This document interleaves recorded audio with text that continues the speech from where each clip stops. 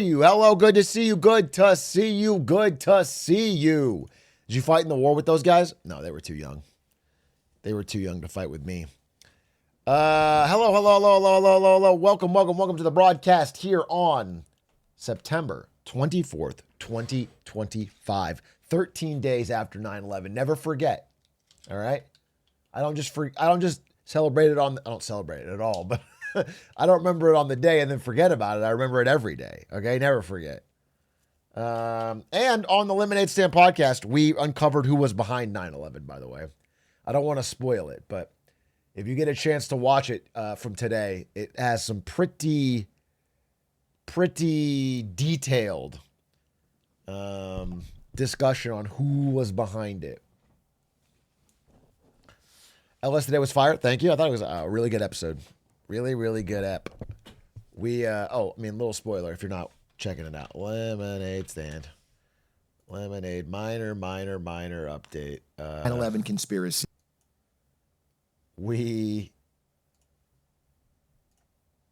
I'm covering my own face. There's me smoking. We dressed like Charlie from Always Sunny.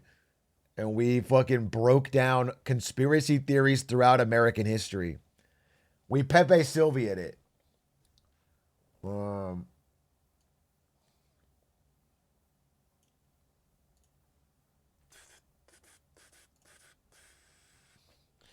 Ba-da-ba-da-ba. You don't look different? Well, I guess then I'm always investigating conspiracies. I guess you caught me on that. Gentlemen, new conspiracy. Oh, sorry. Anywho, how the fuck are you doing? How are you Carol! My favorite is Mac's response. Charlie, not only do all of these people exist, but they have been asking for their mail nonstop.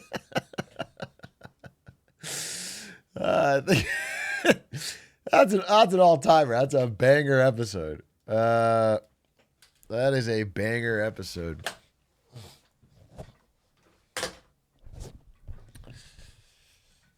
Could you enable closed captions on your channel? No, Maggie's.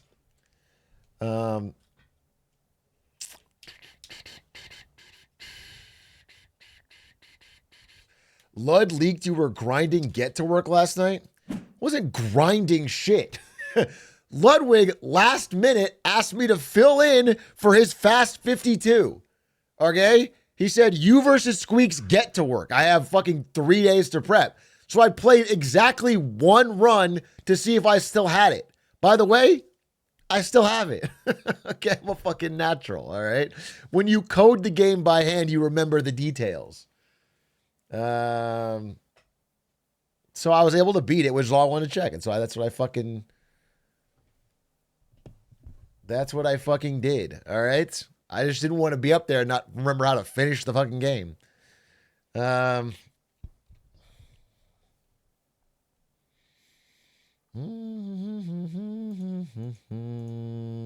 Code. Sorry, why is this in quotes? Are you implying that I didn't hand code the entire game? Or what do you mean? I'm sorry.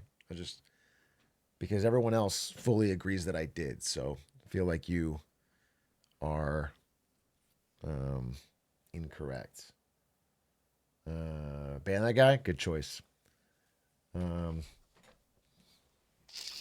It's an artisan video game. It's farm to table.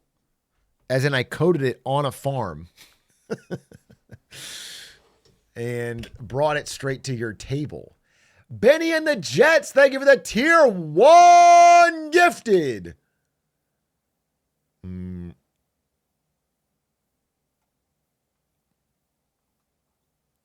Atrioc, it's my first day back at uni and everything's paper now. What the fuck happened to laptops in class? What do you mean? It's banned? Or what are you trying to say? Are they finally cracking down on ChatGPT? Do you have to write shit by hand? Or do you just mean people aren't using it, like by choice? No, like the chairs and the desks. Oh, you mean the building is made out of paper? You're telling me you went back to uni and it was like a Paper Mario world situation where everything was built out of paper. That's a different problem, and that's much harder for me to give an analysis on. It seems almost comically fake, but I know you wouldn't lie to me. Budget cuts? I feel like the budget of building an entire campus out of paper would be more expensive. Somehow. I feel like it would be more expensive.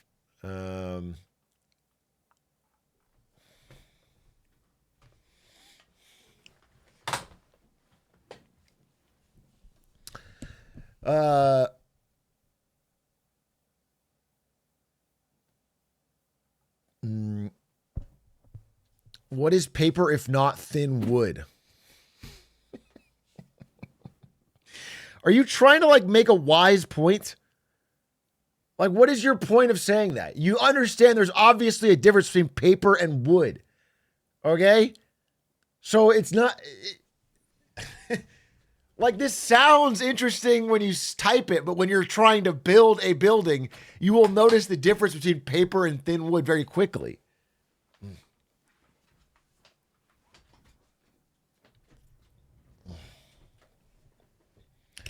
What is wood if not thick paper? There is a difference. There is a difference. What if you use $1 bills to reduce inflation? So we're trying to bring down the cost of this campus. And you're proposing we're going to build it all out of not just paper, but money. Millions of $1 bills. How does that bring down the cost? That now I have the same cost of labor and construction, but also the materials are literally money. You know what, guys? Maybe I'm just not getting it. Maybe I think you guys are ahead of the game on this one, and I'm very excited to see the campus that you build. I feel like the great future leaders of this country will be educated in your guys' campus. But for now, people have to go to regular schools with regular buildings.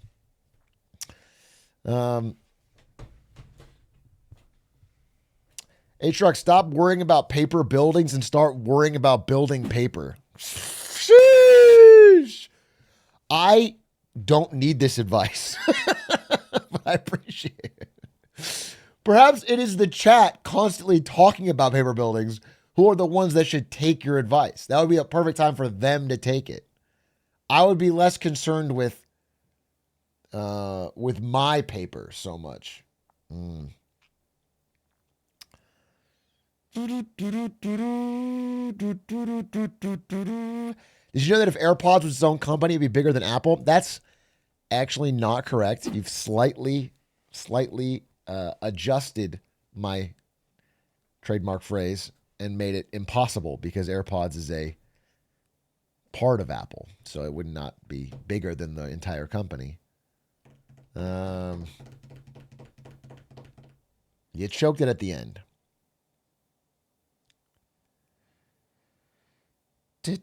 Apple shackles it. You're saying AirPods is the most innovative and incredible part of the company. And if Apple wasn't holding it back, it would be able to fly free and become the second most valuable company in the world, if not the first. That is a very interesting theory. I'm not gonna repeat it until I've verified it, but certainly worth inquiry. Maybe I'll work with Pablo Torre on that one. Apple is scared. What would they be scared of? What is their fear? Yo, I love the new episode of Lemonade Stand. Okay. Have you heard the JFK theory about the Secret Service being super hungover, so they gave the newest guy... You're telling me that the JFK theory is that one of the Secret Service was drunk, and so they accidentally shot him, and then they created the cover-up to protect this one guy's identity? To protect the newbie? I mean, it's not a good thing to do to accidentally shoot the president. I think it was a pretty bad moment in American history. But I guess it is kind of cool they didn't just throw the newbie under the bus for having an off day. if I have to find a silver lining, assuming that's all true, it's like, it is pretty cool. The Secret Service is like, hey, man, everybody makes mistakes. All right, we're not going to fucking crucify you over this one. You get one. If you do it again, we got a problem.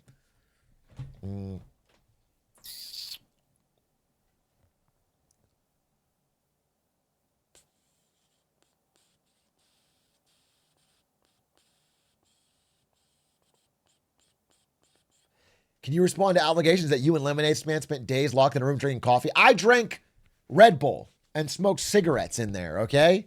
Entirely different.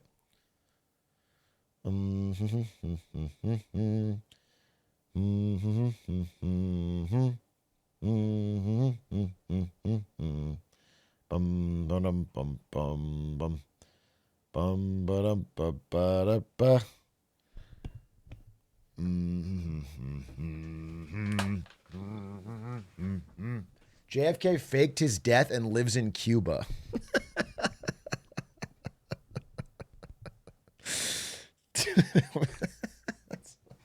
Why? Why? And why Cuba, of all places, would he go? This is right after the Bay of Pigs.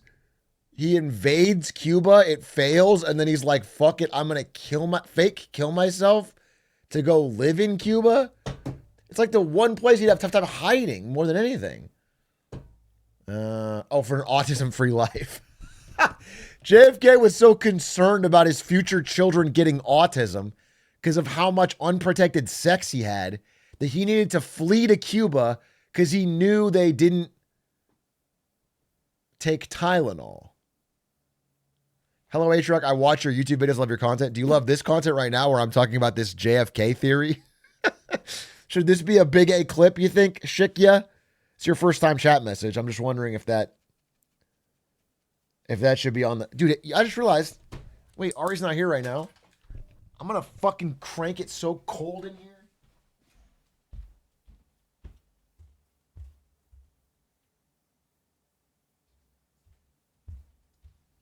Woo! Woo, baby! 67 degrees. 67 degrees. That's what we're talking about, dude. Oh, well.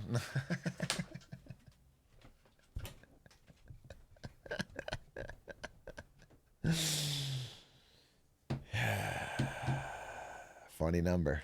That is a funny number, folks. Folks, it's a funny number. What can you do about it? Ice cold freedom. Dude, it's so nice when it's chilly in here. It's these damn computers and these damn phones, dude. They heat up the room like an oven. 67 is so cold. Yeah, but it has to kind of counterbalance the fact that this PC is hot. All right. I want it to average out to be about 68, 69 in here. And if it gets there, then I'm happy as a clam, dude. I just feel good. The European man wouldn't understand. So fucking true, dude. So true. By the way, it gets to 70 degrees in Europe and half of you die. And I mean that in Fahrenheit, by the way. The fucking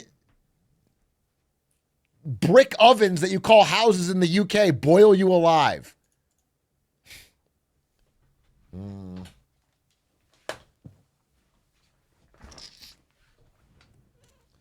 Penguin of Space, they have the 17 months. Graphite Master, what's good? True Shamwa, they have the 2 months. High Cherry, they have the 11.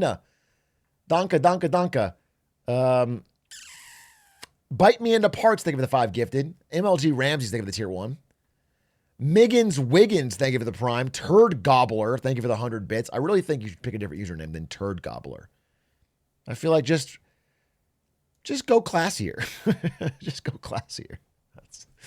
You know what I'm saying? You guys, your username is sort of with how important the internet has become to society. Your online persona can be as important or as real as your offline persona. Do you really want to present to the world as Turd Gobbler?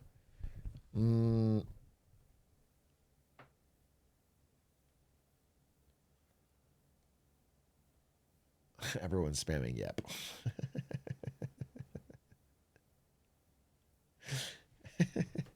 I'm cultivating a classy.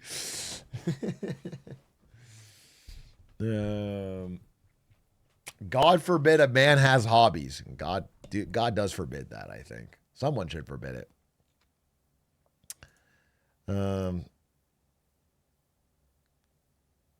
Speak for yourself, Icy Fire 69.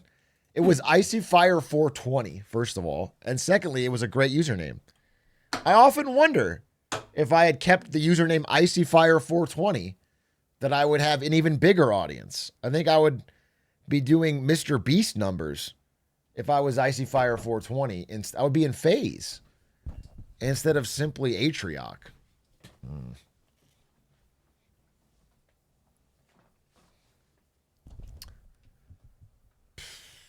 You'd be sued by George R.R. Martin? That would require him to do something.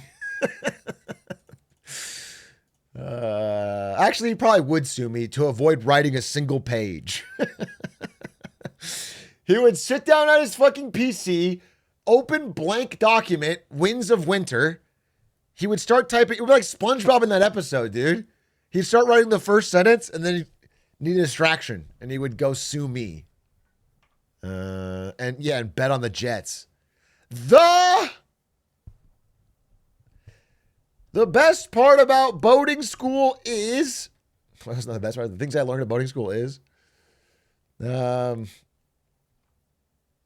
think he got scared after the TV season was seen so poorly. Yeah, he should be. Yeah. Do you want me to defend him? No, he should be scared, bro. He should be scared. It was a bad ending, and it disgraced the end of his great series. And so now he's got to fix it up, but he didn't do that.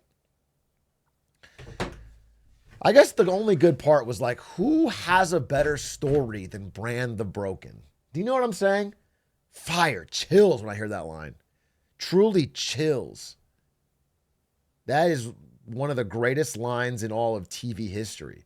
Nobody has a better story than Brand the Broken, dude.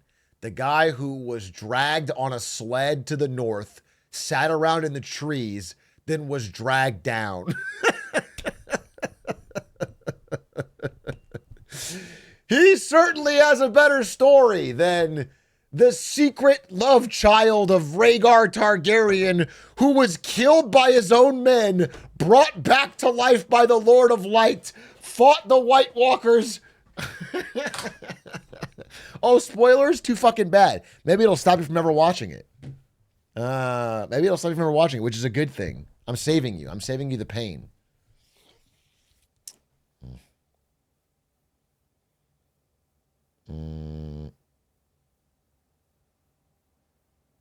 Opinions on the new iOS update? I don't use Apple. I was at the mall recently, though, with Ari, and we saw a massive, massive line at the Apple store, people getting their new iPhones. And I laughed at them. I said, ha, sheeple. You fucking sheep. In line for your new Apple slop. Okay? And I held my green bubble high. I think they were pretty impressed. I think they saw me as like this dangerous outsider. You know, this kind of like rebel with a cause who was here to like turn the tables on society and put a mirror up to their... But they didn't say anything. Most of them just ignored me.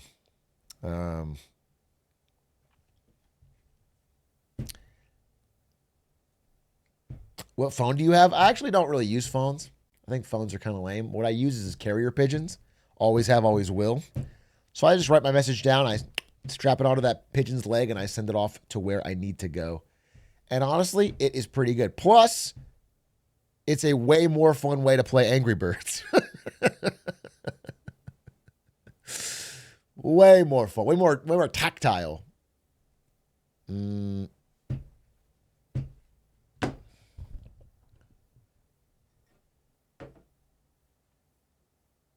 you see they're marketing the new iPhone differently for South Korea versus the rest of the world? Yeah, they're not using the pinch because it's a metaphor for small penis in South Korea as part of their ongoing rising gender wars.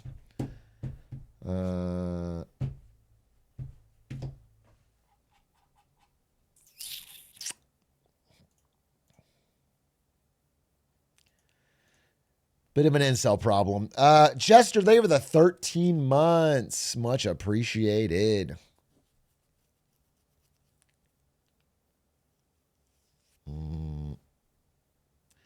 Did you know pigeons die when they reproduce? Unsure about every time, but the one I fucked last week is for sure dead. Turd Gobbler, that's 2 for 2. You are banned. I don't know how you thought you'd get away with that. 100% banned, Turd Gobbler. 100%. I thought that is crazy that you thought you could push it. Dude, I just picture him at his desk like, well, my username went over pretty well. Kind of have it in. The rules don't really apply to me. I'm Turd Gobbler now. I'm kind of a well-known entity around here. There's a banter there. He made fun of my name. Yeah, bro, I don't want you talking about fucking bestiality in my chat. What the hell are you talking about? Comedy is not legal now. You made him a martyr? We are all Jimmy Kimmel on this blessed day. Okay? Holy. No, I actually think I am. I'm giving him, he can start a podcast now. It's going to blow up. He's sort of like a rebellious free speech advocate. Call it the Gobbler. What would you call it? The Gobbler Hour. The Talking Turd. Call it the Talking Turd, dude. The Talking Turd. Holy shit. And people are checking in and they're seeing what he's talking about. And he offers like this crazy, radical free speech voice. And I'm happy to kickstart that. I just don't want it to be happening here in my chat.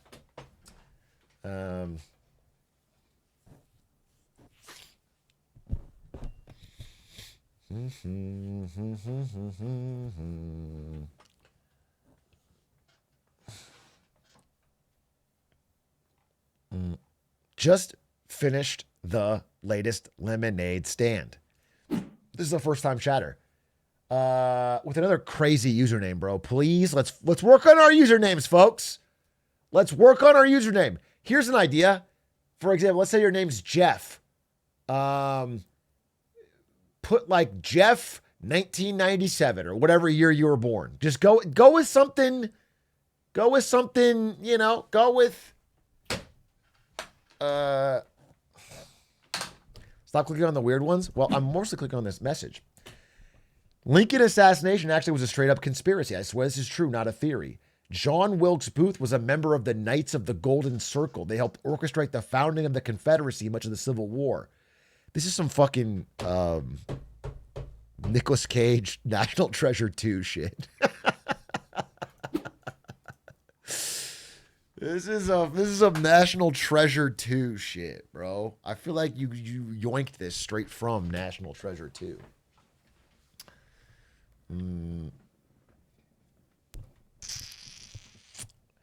Bup, ba-dup, ba-dup, ba-dup, ba-dup. Bup, ba-dup, ba-dup, ba-dup, ba-dup. Da da da da da da da da. Yo, Chunk, you didn't get raptured, huh? Yeah, I'm going to assume you didn't either unless heaven is just sitting around watching my streams. Maybe you did. Maybe you fucking did get raptured, bro. Straight up. Just a big compliment from God to my content.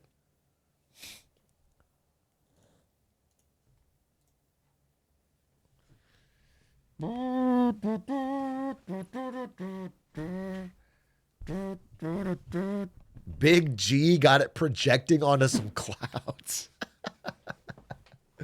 What up, Heaven? What up, Heaven? Good to see you. The nightly Atrioc broadcast is here, and it'll be going on forever. Forever. For as long as eternity goes, you'll be watching this content on the cloud stream. Jesus uses Marketing Monday videos to catch up on everything. That's nice of him. I got raptured. Turns out they have fiber internet and they have Twitch. Dude, then your idea of eternal heaven is like South Korea. It's like Chattanooga. Okay? And you know what hell is? Los Angeles. Spectrum Internet, bro. Because I can't, in a first world major nation city, nice neighborhood, decent chunk of change to my name, cannot, at any price, get decent internet. What a fucking joke, dude. What a joke. What a joke. What a joke. What a joke. What a hee-hee. What a ha-ha. But much like the Joker, this doesn't end well. And Lady Gaga's involved.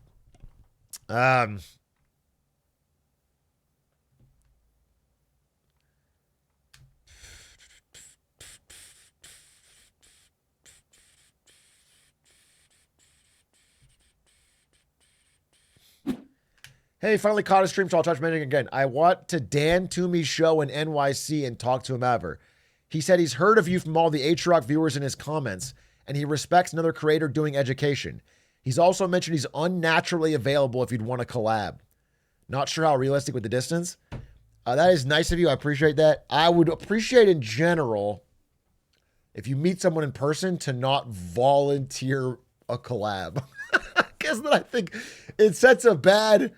You know, I don't think you did anything wrong, but I was just, in general, that was my pushback, is if you meet somebody, because then it puts a weird expectation instead of just being natural, like I messaged him. But I think it's cool that he's heard of the content. And yeah, of course, if something worked out, we'd work out. I mean, a similar thing just happened with Pablo Torre. Well, he heard about me from comments, and now we're talking on Discords. Not Discord, talking on Twitter DMs. And I would love to work with him on something. I was thinking of doing a video. Here, let me know if this idea sounds crazy. It's me and Pablo Torre, and we do investigating the greatest sports conspiracy theories. Like, for example, did Michael Jordan really retire to play baseball, or was he forced out of the league because of his gambling problem? Let's look into it. We investigate. It's a little hoots, a little laughs. Could be fun. Could be fun. All the great sports conspiracies. I think it'd be fun.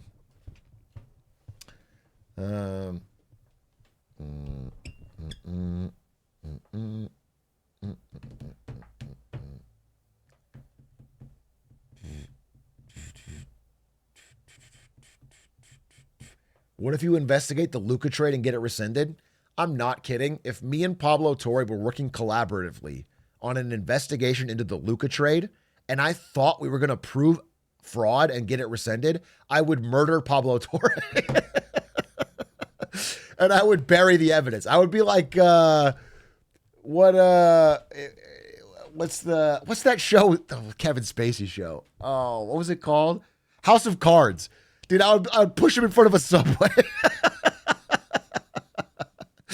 I would House of Cards his ass to keep Luka on the team, dude.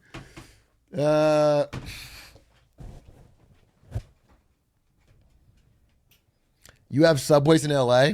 It would be so funny if I was trying to murder someone via subway and I couldn't do it because there's not enough public transit in America. We're traveling city to city and I can't find a single train to push him in front of because it doesn't exist. Damn, curses.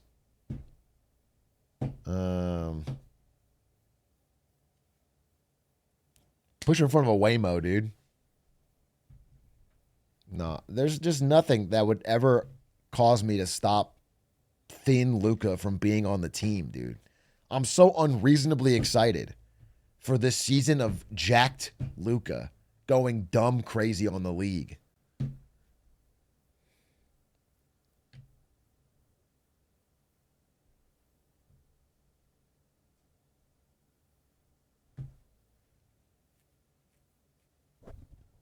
And to help make sure that it goes well for the Lakers, I am going to be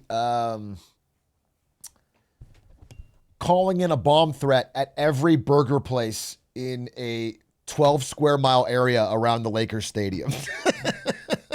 So then Luka Doncic has to order a salad. Okay? I'm going to be doing whatever I can.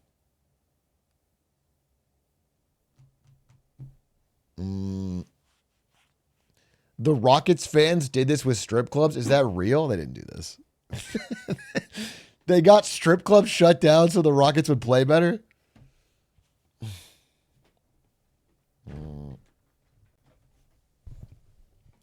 Making that joke in the current climate. I don't know. My chat was a bunch of pussies, dude. Laguyo, how do you respond to accusations that you're a huge puss? I'm wondering. I'm just wondering what you're. I'm trying to get a press conference here. Bro, you stop. I am.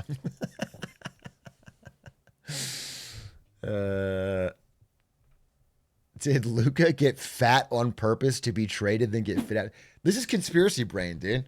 I realized how easy it is for people to get conspiracy brain when we were doing the conspiracy episode of Lemonade Stand. It's so easy once you have a conspiracy to just keep making every new fact fit that conspiracy. It's actually not hard at all. No matter what somebody throws at you, whether it's a study or a counterpiece of evidence, it all fits in.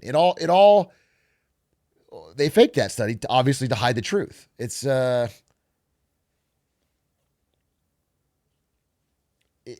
can't a fucking guy just enjoy burger a little too much, then get kicked off his team, then realize, oh shit, I gotta cut back on burger? Is that so crazy? Does it need to be a conspiracy?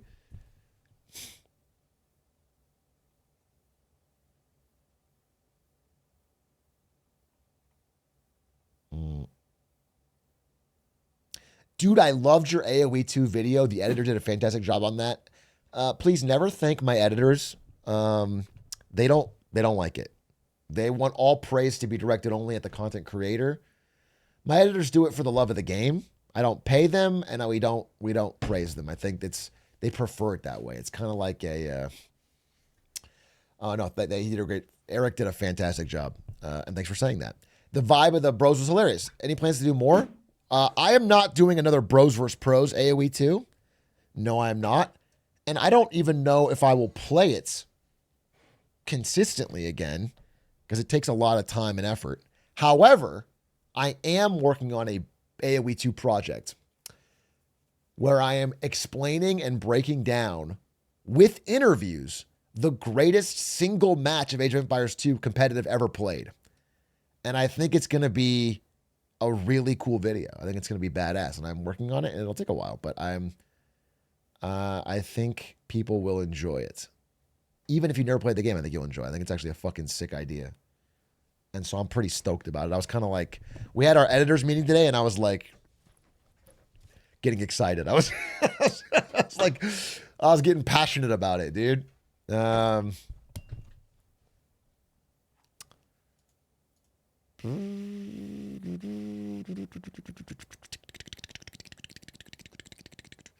If you've made so much money off NVIDIA, how come I've never seen you post a money spread pic?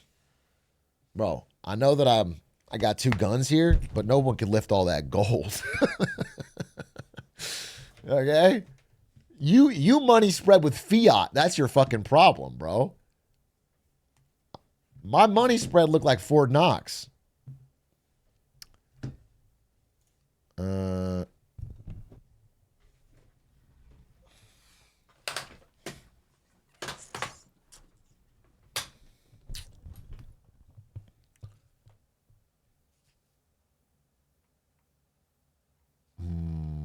Do first-time chatters still get to pick topics?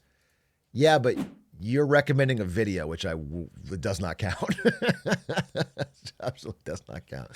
Big Ramen, welcome. You have officially blown it. Woo, woo, woo. This is the Blown It Award. Somebody wasted their first message recommending a video, which you cannot do. Lost, tossed it into the dirt. Okay? Now, on Saturday, it might have worked. I just scared off another first-time chatter. Sorry, no, I'm just not gonna watch a full video today. But I do appreciate your message, and if you bring it back on Saturday, I will. Because on Get Smarter Saturdays, we do watch YouTube videos.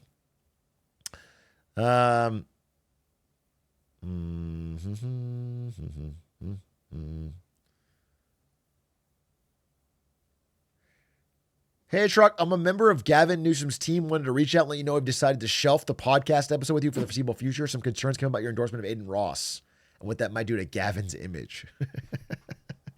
Okay, you're joking? I am wondering when it's going to be uploaded.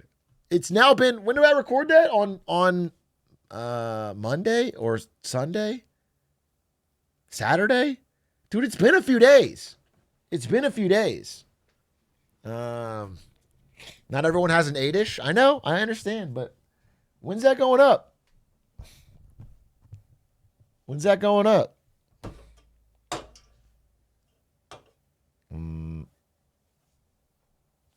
They probably have a backlog. Watch me out in a month. That's possible. It's also possible there is a backlog. And I am like guest 12. And they're just...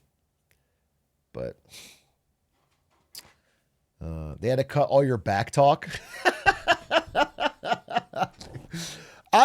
Listen, based on the vibe in the room, our conversation before and after, everything went great. But it's like, it is strange, because he did want to talk about video games. And I kept saying, let's talk about the economy. And I'm wondering if they just decide, I'm probably overthinking it. Let's give it more than 3-4 days before I start making conspiracy theories.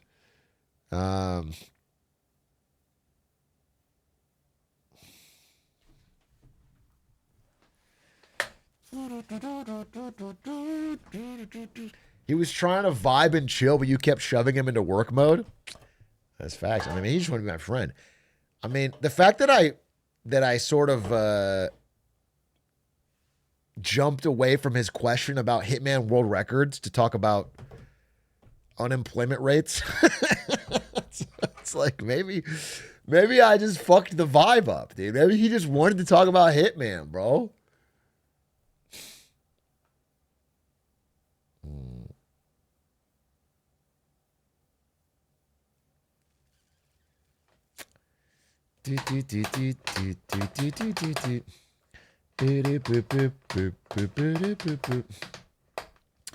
Talk about it. Send him an edible arrangement. Already done. Already fucking done.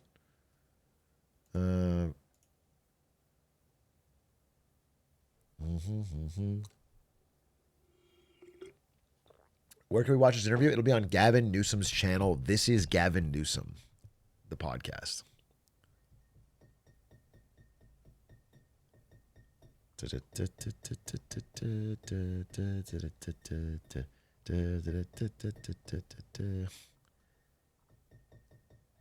How slow are their editors? I guess slow. Hey, my wife's calling. 1 second.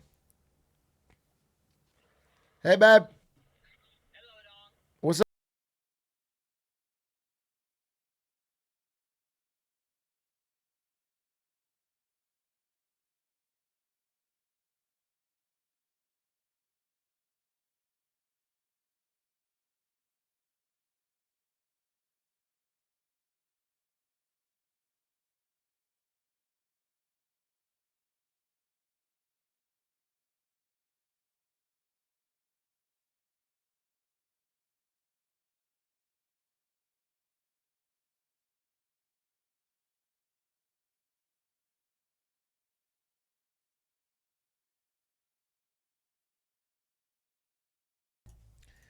She says hi, chat.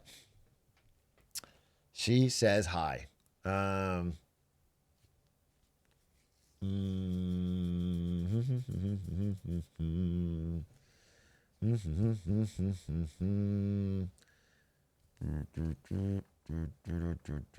can read lips. Atrioc said bye to his wife.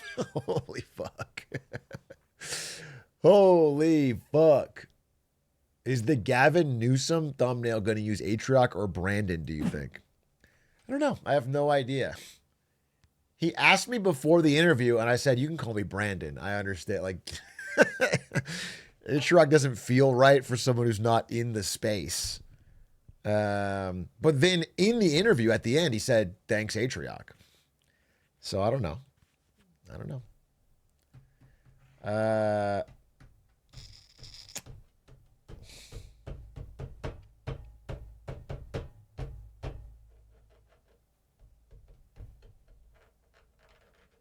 Atrioc is our word. Yeah, exactly. Does he know the glizzy? He was dropping some deep cuts, but he didn't mention glizzy hands or coffee cow. I think he didn't want to scare me off. Clearly, he's a fan. Clearly, he's deep in the sauce. I just don't think he wanted to.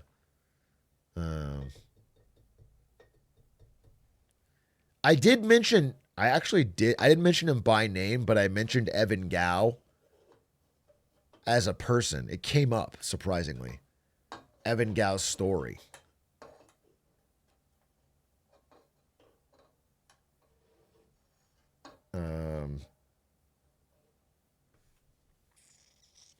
And he nodded knowingly.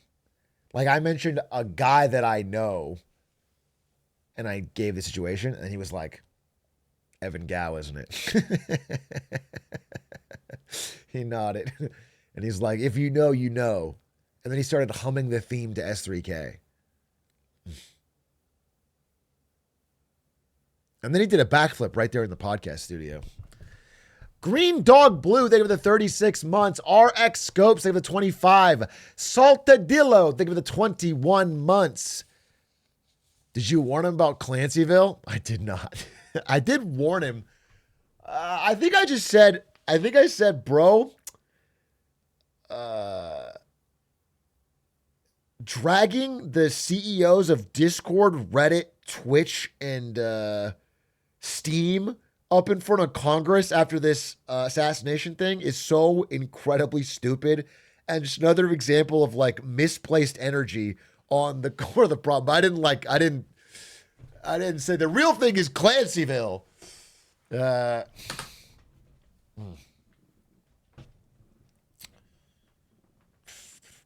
Although I was having trouble getting Steam to work today, and so I do think we need to fucking hold Gabe Newell's feet to the fire, literally. What the fuck is Gabe doing that I can't easily get controller support on Steam? What's the fucking Silksong controller issue is gonna punish someone? Exactly.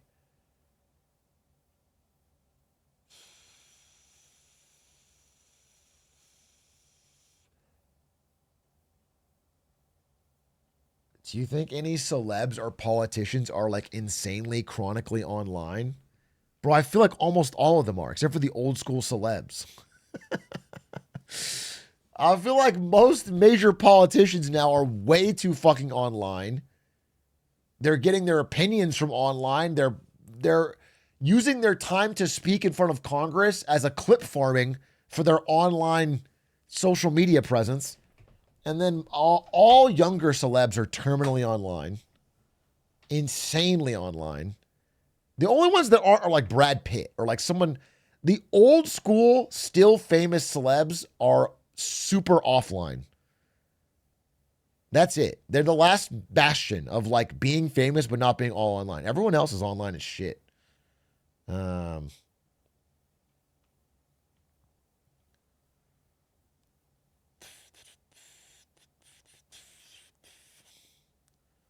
Tom Cruise is super offline? Yeah, exactly. Tom Cruise is an example.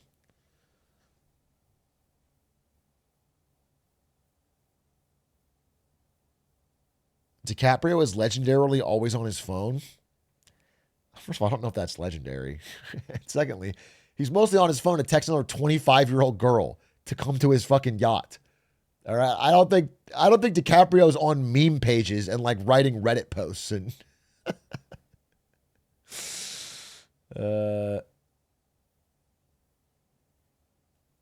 I am excited to see his new movie. I'm seeing DiCaprio's new movie in a triple date, actually. Not just a double, a triple date. Maybe this weekend on Sunday, maybe on Tuesday. Depends on how Fast 52 goes, if I decide to stay for Sunday. By the way, Fast 52 announcement. I'm racing Squeaks on Saturday. and get to work. And then after that, I'm going to be on the couch or the casting seat or whatever for a Spectacore's Hitman trilogy run.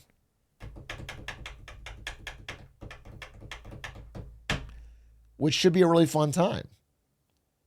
Should be a really fucking fun time. It should be hype. I think it'll be me and Lud casting. Maybe, I don't know if Lud.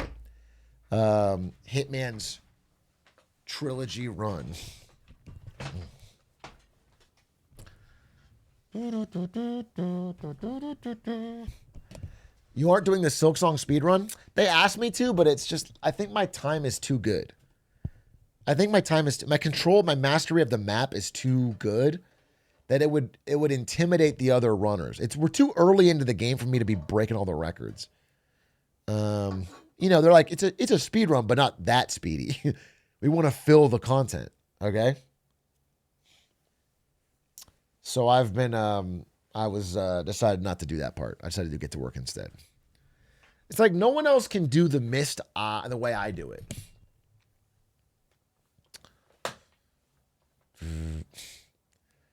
Did you see Hades 2 is the highest rated game this year? I did see that it got really crazy reviews.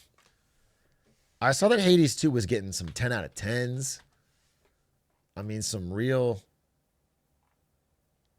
bangers, which could be interesting.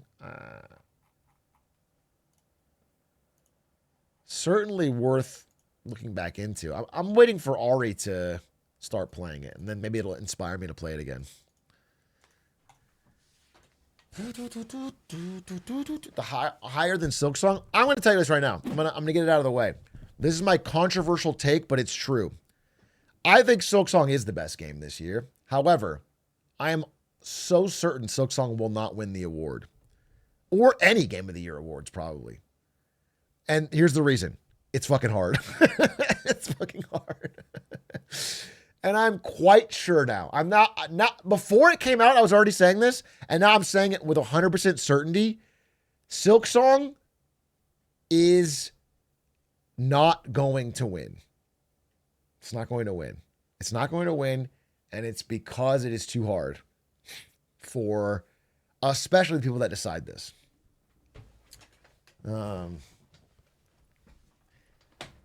Sekiro won it. Yeah, but Sekiro had a couple things going for it, especially for Jeff Keighley. And number one is Japan. Number two is Japan. Number three is Japan. Okay? Those were a huge fucking part of it. Okay? Plus, it looked really polished and had the graphics of the style of game they picked to win. So it had 2 out of 3 boxes picked. And the part of it being hard it was able to overcome that. Listen, I am certain that there are a number of reviewers who are giving Silksong good reviews who have not beaten it. Have not beaten it, and in fact, secretly did not enjoy it. And they are going to take out their hidden seething in award season when it's hidden.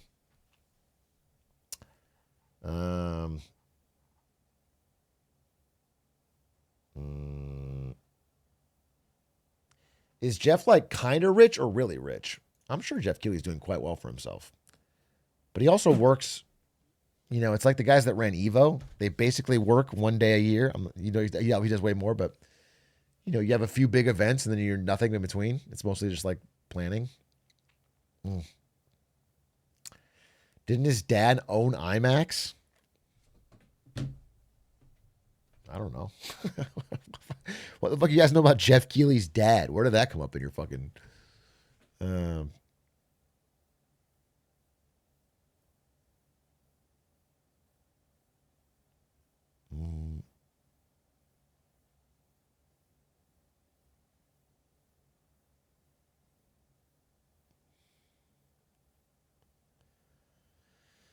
You don't know Jeff Sr.? I guess I don't. Listen, I'm just confident that Expedition 33 will win Game of the Year. I'm confident, and if it doesn't, it would be Hades 2. And it would not be Silk Song. Despite that fact that I personally believe Silk Song deserves it.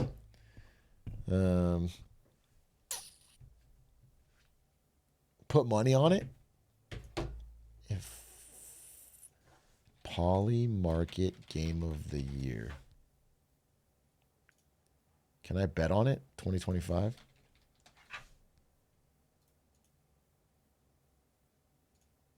Is there a line somewhere?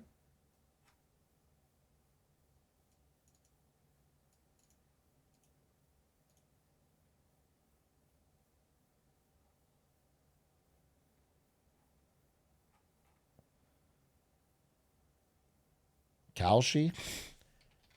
Kalshi Game of the Year 2025.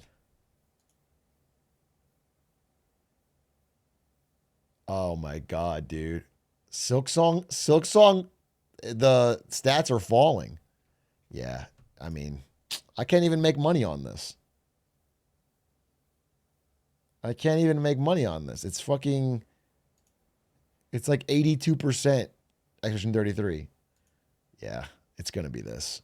It's going to be this. Hades 2 basically tied with Silk Song. It's priced in, bro. It's priced in. No, Silk Song won't take it.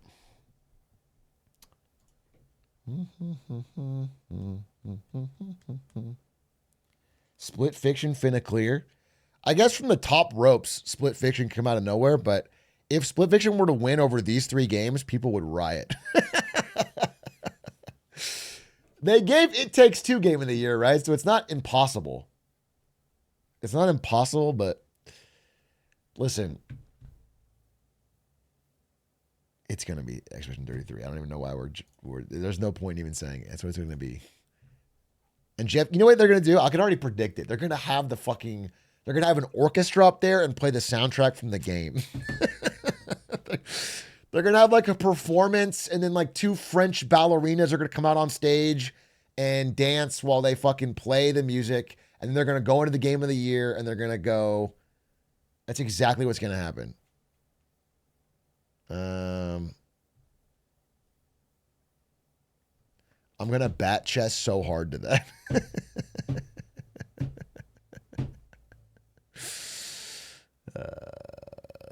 If Split Fiction won, we would see levels of vitriol and misogyny so high it would break the internet. People would go crazy. Although it's wild that, like, I don't know. It's funny that people even care. It's like Game of the Year from Jeff Keighley. Who cares? It's just funny that we care. Like, it doesn't matter. It's just Jeff Keighley's show saying what the Game of the Year is.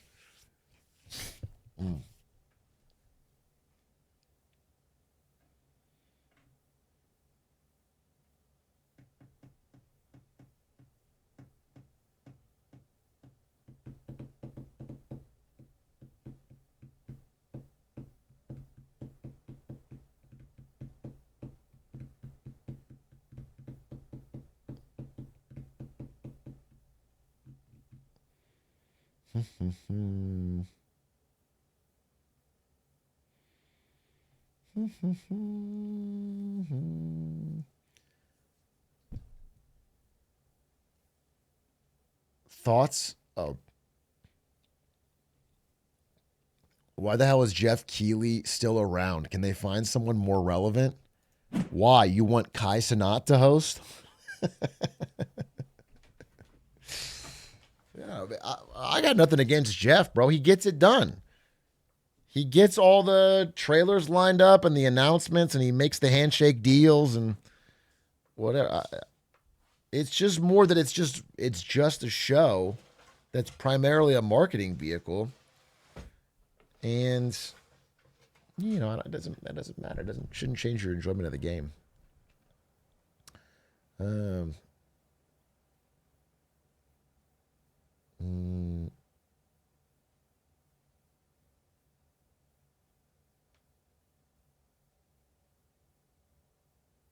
I want Trump to host.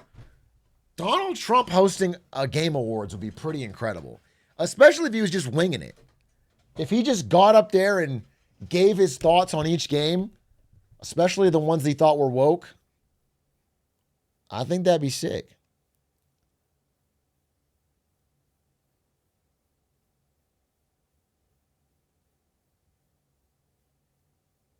Asmongold would die of glee.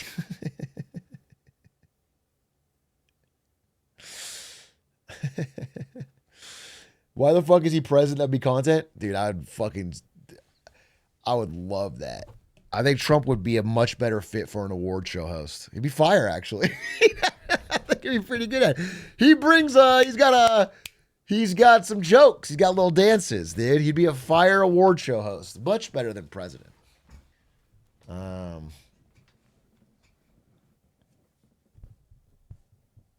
Do you think Jeff Keighley would be a good president? Oh, that's not what I said. That's not what I said, bro. That's not what I said. I don't think Jeff Keighley. I think Jeff Keighley's Canadian, right? I'm pretty sure Jeff Keighley is Canadian. Yeah, he's a Canadian journalist and TV show host. So many Canadians.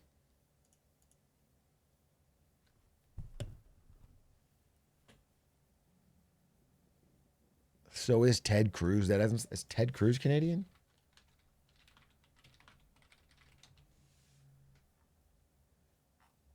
Ted Cruz was born in Canada, but he renounced his Canadian citizenship in 2014 to settle questions about his eligibility for a potential U.S. presidential run. Insane. The most insane thing about that is that Ted Cruz thought he could run for president. 2014 was a different time, bro. The idea that Ted Cruz thought he could that he had the sauce for that.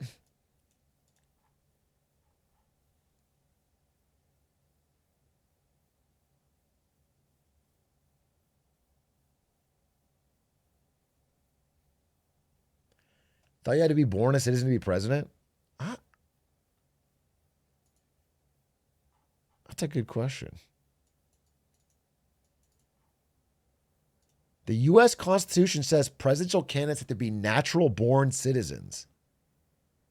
But the Supreme Court has never weighed in on what that actually means for the definition.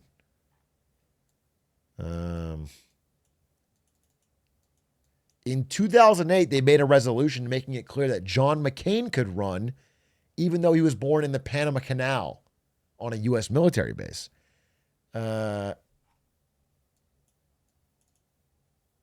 Barry Goldwater was born in Arizona when it wasn't a state of America, when it was a territory. Interesting. Ted Cruz argues that because his mother was born in America, he's a natural born citizen. Is that how it works? Is that how it works? I don't know.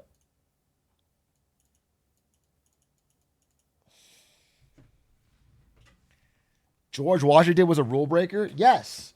I've often said that. Okay? It's not a gotcha on me, dude. I've often said that George Washington should have been stripped of the presidency because he wasn't born in America. In fact, when America first started, nobody should have been allowed to be president. We should have had no leader until someone could be born here and then grow up.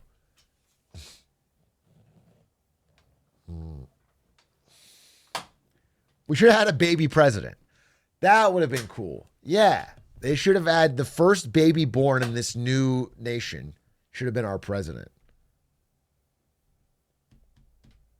Who was the first American president born in America? Who was the first American president born in America?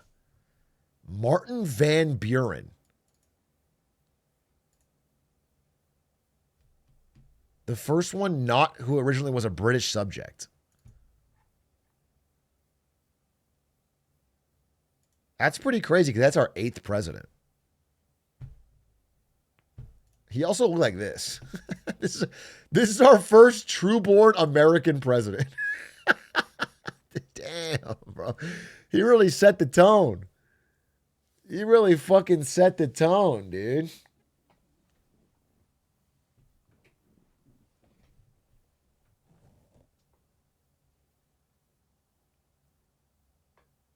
He does look a little bit, he's got a Javier Malay, an American Malay thing going. He was 36 in that picture. Dude, I actually wonder how old he was in that picture. This is a portrait from 1855.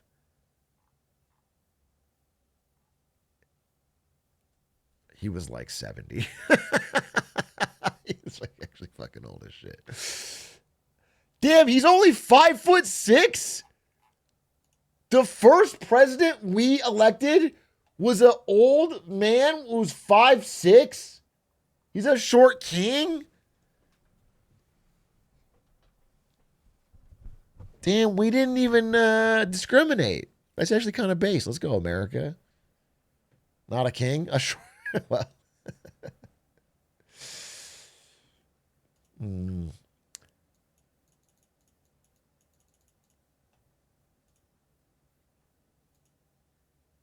One of the worst presidents? How could he be one of the worst presidents when he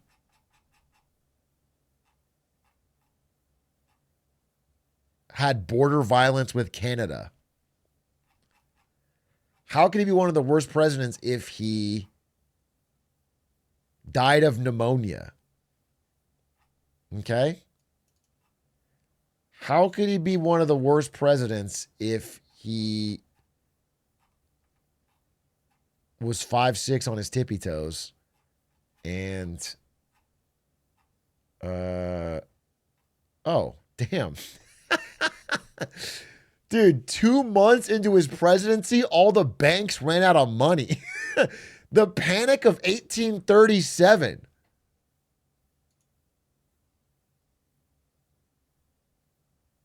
Sheesh.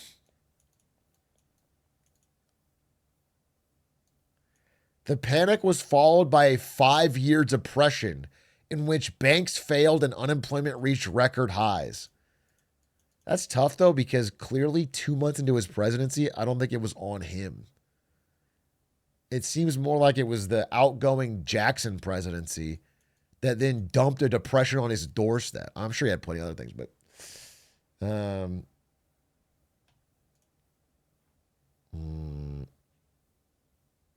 K. Kona, it was the Jackson economy. I inherited the Jackson economy.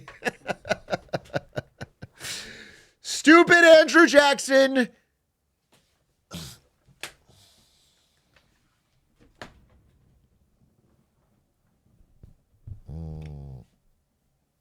Sleepy Jack.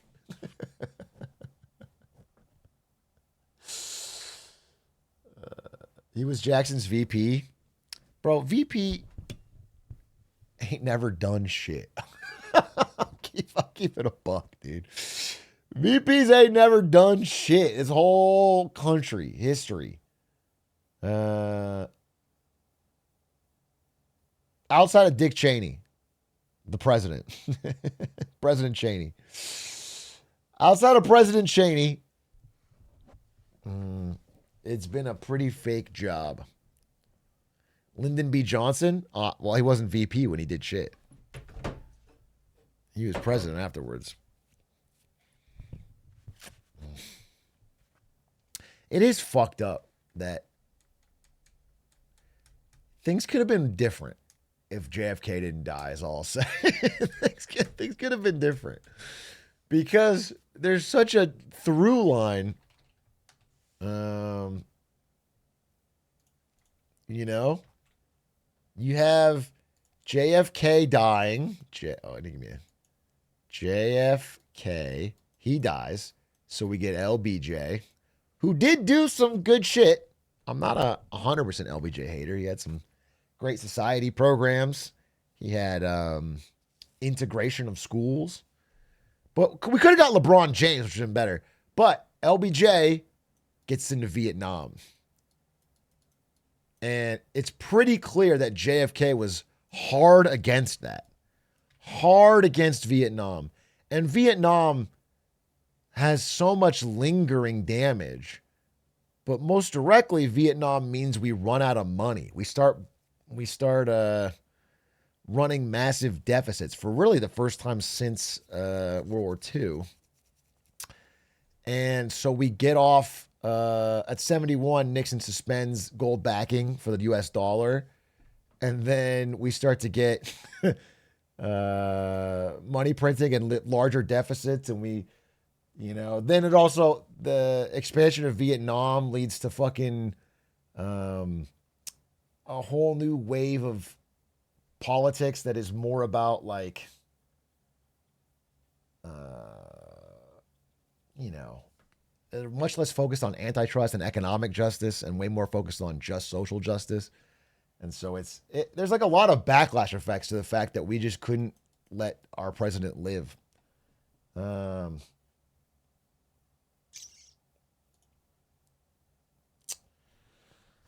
uh, well, I'm saying we, but I really mean you guys.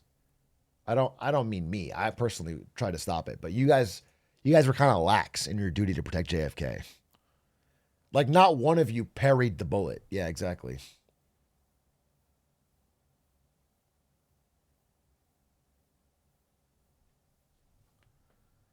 Mm.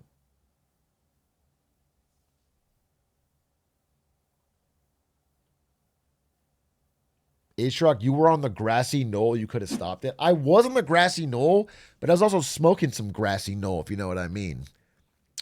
This was a different time, bro, and I wasn't focused enough. I wasn't focused enough to fucking stop any shooters. Mm.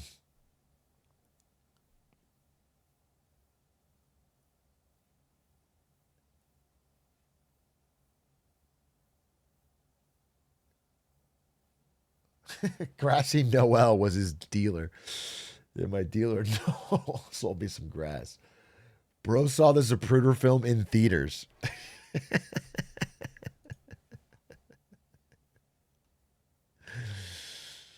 Uh,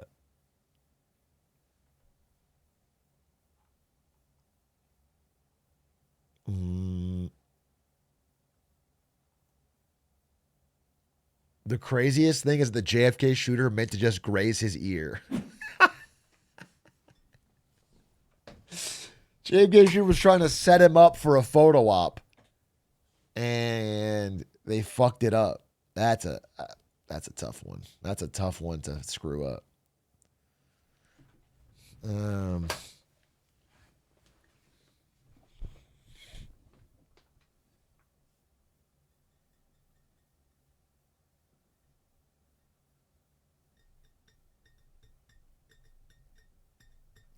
why was JFK such a horn dog? Dude, that's a good question. When I was doing the research for the lemonade stand conspiracy thing for JFK, he literally has a quote where he said, "I have to have sex every day or something like every few hours, or I get headaches." He was like, yeah, I mean, it was a few hours, but it was like, if I don't have sex with a new person regularly, I get headaches. What the fuck are you talking about? You're the president. Bro was built differently. I mean, that is an insane horn dog. Who here can relate? None of you are relating to the sex lifestyle of John F. Kennedy. None of you are out there tapping Jackie O and Marilyn Monroe. Okay? You guys are watching my broadcast. Uh,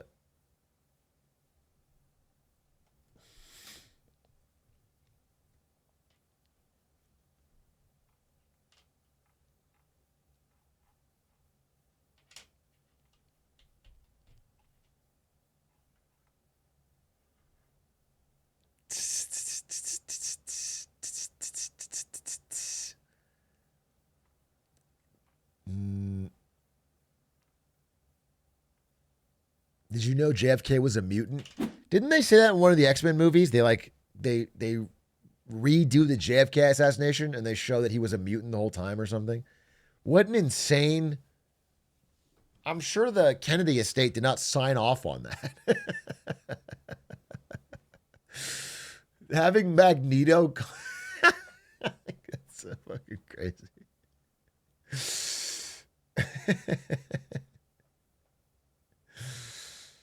uh,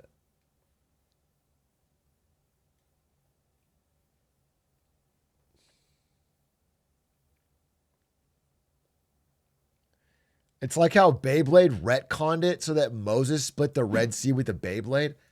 I feel like you guys have told me this, but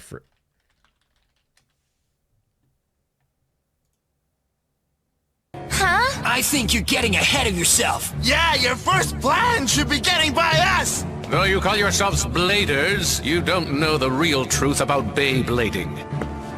There is a tremendous power hidden within bays. Since ancient times, the existence of bays can be found in moments throughout history. The power of Beyblades have been used to change the course of rivers and oceans. They have been used to defeat many armies and create...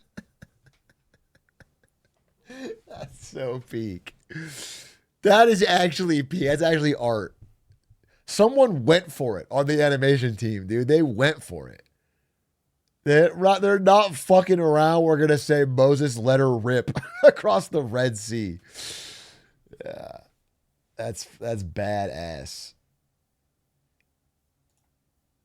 That is badass.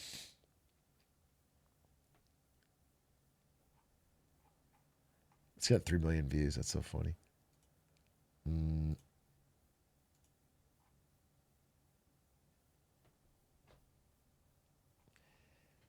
Hey, long-time viewer, first-time chatter, something like that. You are a extremely frequent chatter.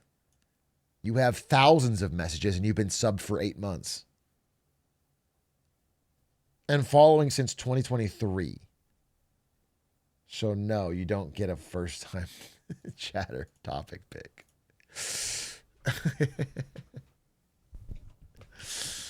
The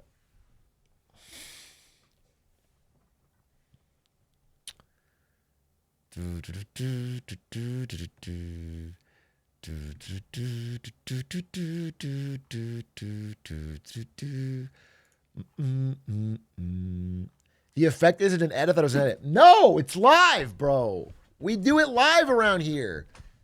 YouTube frogs are always shocked to find out that it's not an edit. And the whoosh sound I make myself under my breath every time. I wanted to talk about two things today. The first one, okay, let's talk about it because I want to hear you guys' thoughts. But first, I need to take a poll here. I need a poll. Who here actually is working a job right now? Be honest. I'll put my hand down because I'm streaming. Who here actually employed? Not this second, but you are currently employed. Okay? Okay, decent number of you. Not all of you, but a decent number of you. Then it is your opinion that I'm sort of looking for right now. I know that we have talked on the stream in the past about how everyone is cheating their way through college. In fact, I mentioned to Gavin Newsom directly that at every high school and every college in California, people are cheating on basically everything. All right? We've covered this. It's well established. Cheating is running rampant all throughout education. However, that's not what I'm talking about today. Harvard Business Review put out a study yesterday about how AI is not only infecting our school system, but it is now becoming a problem at work, where it is called work slop. Where it turns out AI is, for a lot of people, not making them more productive, but in fact, making them generate more, basically a Trojan horse of slop that pushes the actual work off onto someone else. I want to explain their thesis and I want to get your actual reactions to it. So here's the main idea, okay? AI is very good at putting quickly produced, seemingly polished output. Things like well-formatted slides, long structured reports, seemingly articulate summaries of academic papers, okay? The idea is that at first glance, in a work context, ChatGPT output looks pretty good. It looks like work well done. However, The insidious effect of it is that it often shifts the burden of the real work downstream.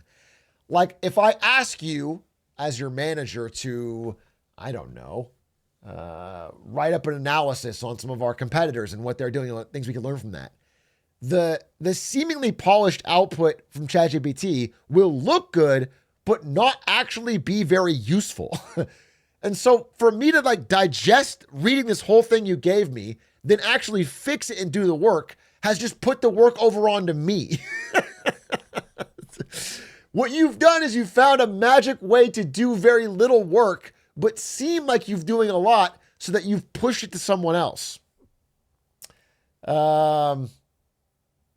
Which is interesting. Now, again, I left NVIDIA in 2022 and therefore have dodged ChatGPT in the workplace. So I don't want to speak authoritatively. I really want to ask people. But this study went into pretty good detail. And so they defined work slop. I want to know what they mean because everyone uses slop all the time for everything nowadays. What did they mean by work slop? What's the definition? This is the definition. AI-generated work content that masquerades as good work, but lacks the substance to meaningfully advance a given task. Basically, you can't meaningfully move forward on the project or task or event or idea. You can't meaningfully move forward with it. You know, you can talk about it more. Maybe it sparks an idea, but you're not actually actionably able to move forward. It's kind of empty or empty calories or vapid. And, you know, there's definitely a strong claim that that is what ChatGPT is good at generating. Not that it can't do some good things, but that this is like what people may use it for in the workplace. And so I from the outside can only speculate, but I know examples like this from a marketing POV. Like when I'm on Reddit, I could see that someone has been tasked with creating a Reddit ad campaign for their product. And they have instead taken to ChatGPT and AI to generate something that seems like it could be an ad for their product, but doesn't actually work. Like I saw this right after reading the study. And I just realized like this is lazy. Like this is probably generated in 1 second, ad and copy, but it's not good. There's no likes or comments or responses or clicks. And someone just passed along the work. And if someone above this person wanted to fix this, it would take a lot of time. Now, this is more public facing. This article is more about internal reports. And I'll give you another example. When I was at Amazon, Twitch got acquired by Amazon, so we were now an Amazon company, and we had Amazon work structure. We had Amazon practices. So Twitch used to do PowerPoints, a lot of PowerPoint presentations. If you want to be like, hey, I think we should add bits, or we should have TwitchCon, or if you had an idea, you would present it to execs with PowerPoint. After Amazon came in, that was over. Amazon has a very strict rule about what they call 6-pagers. Amazon 6-pagers. And the idea was, if you want us to do something crazy, like spend a bunch of money hosting TwitchCon, you need to write up a 6-page report that explains like, what this is going to cost to do, why we would do it, risks, challenges, competitive threats, downsides, upsides, how we're going to get it done. You condense all this 6 pages.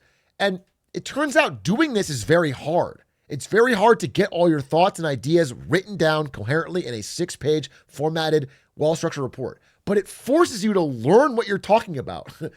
And then they would force everyone in the room to read this silently before they could even talk. And once everyone was caught up, then you would debate and discuss whether or not TwitchCon or Bits was a good idea. Okay? And I find, listen, there's a lot of criticisms I have over Amazon work culture, but this is a pretty decent idea. It worked pretty well. If you actually did it, you knew what you're talking about. And I wonder how they are handling a ChatGPT world. Because I remember at Amazon, people were very scared of having to write these. And they would often like ask everyone for help, and they would run around and ask questions and spend time agonizing over it. But by the end of it, they had something they really felt good about. I think nowadays it would be so easy to slop generate it.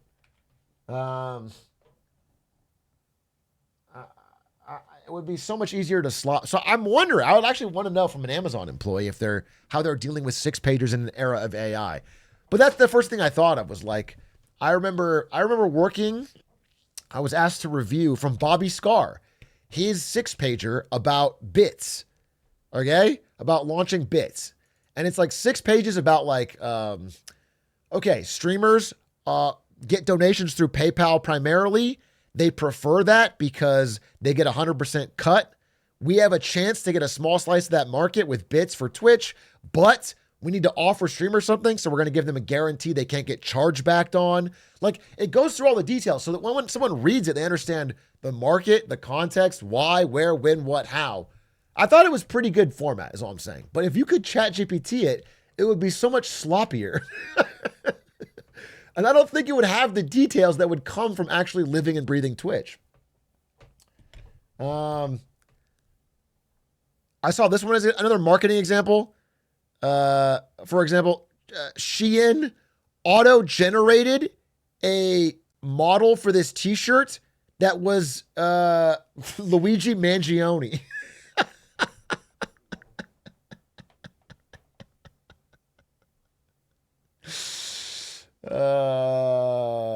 Like, this is completely unintentional on their part, and no one knew what they were fucking doing.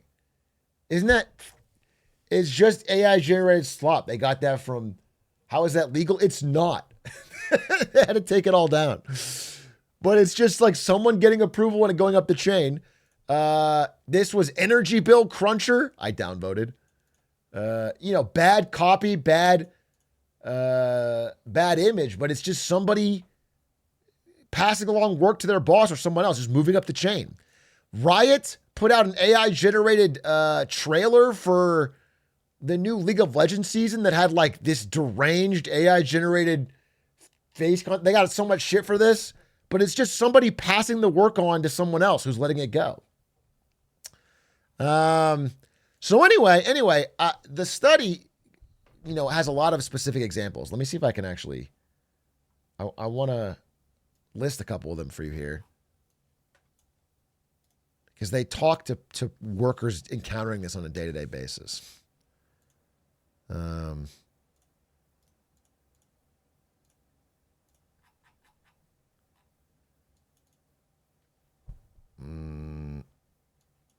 So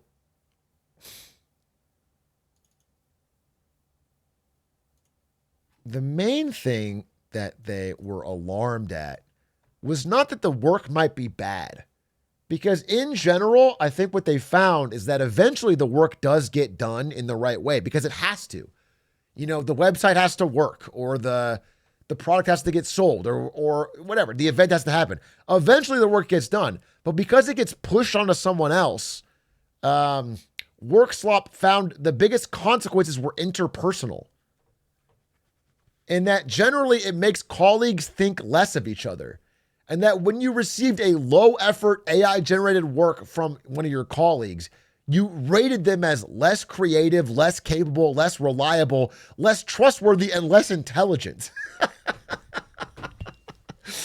It just made you seem more, your coworkers thought of you more negatively. Which it seems like we're getting that reaction from the chat was that. But what's funny is, okay, so in the study, they mentioned that a lot of people said, yes, I agree. It makes my coworker, I hate when I receive it, but do I do it? Yeah, sometimes. It's just funny that many people who said yeah, I fucking hate when someone does it, also cop to the fact that they did do it when things like deadlines were bearing down on them or when they didn't feel like they had the mental energy to, which is interesting. And it is also worth noting that things like this don't, it could take a while for this to impact your job performance or career. People thinking less of you doesn't directly change your salary in the short term. And getting more free time back and being able to push the work onto someone else does help you out in the short term. So it's a tomato. You might take that risk, especially if you don't care about your coworkers or don't care much about the job. And as people report higher rates of burnout or higher rates of disengagement, I think the likelihood that they're going to give a shit about putting in the extra effort to make the work true, it's probably down. And the likelihood they're going to like just have the facsimile of decent work is up. So I just find it to be very interesting. I wonder if any of you have any thoughts or if you've seen this. Let's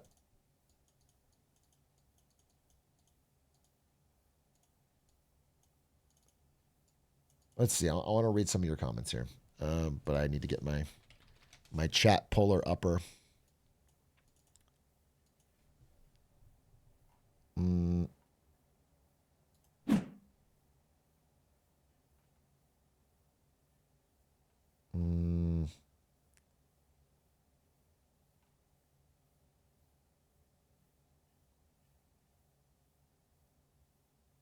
My coworker frequently uses GPT to make proposals to change things at work and print and leave them on our boss's desk.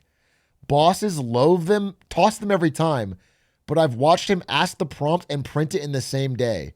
We are literal grunts working at a nursing home. So I'm sorry. This is a guy that works at a nursing home who wants to make a change.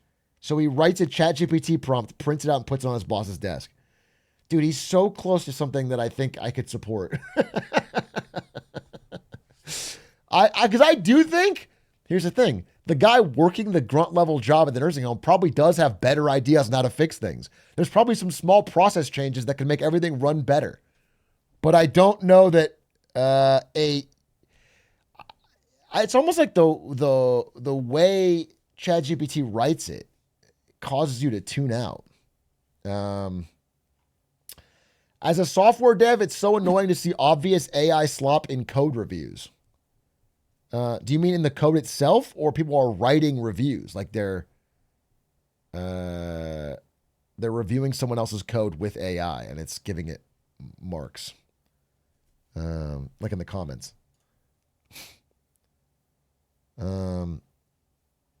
Both, I see.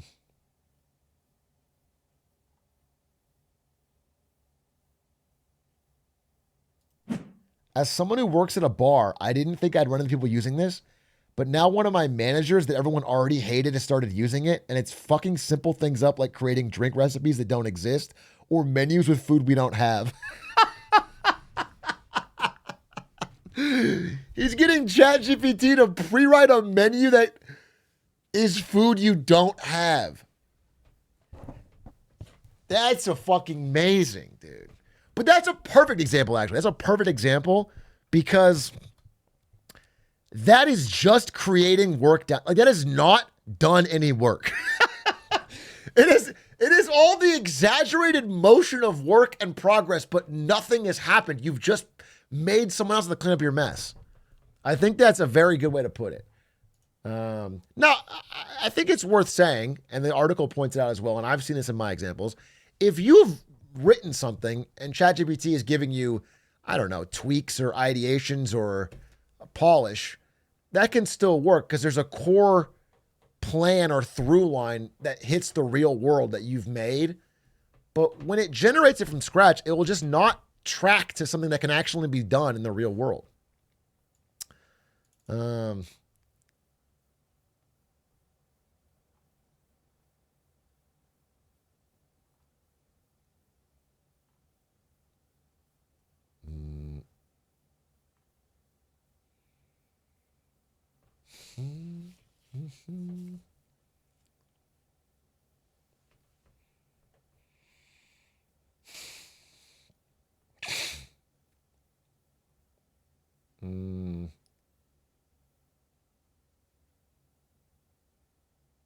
One thing that annoys me about AI as a new grad is how my manager and leads give less mentorship and now will tell me to ask AI instead of actually mentoring me on our products.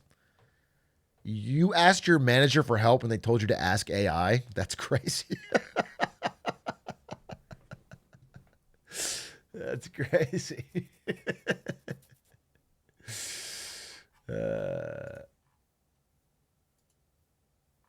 A lot of you say that? Bro, same happens to me too. That's just a bad manager.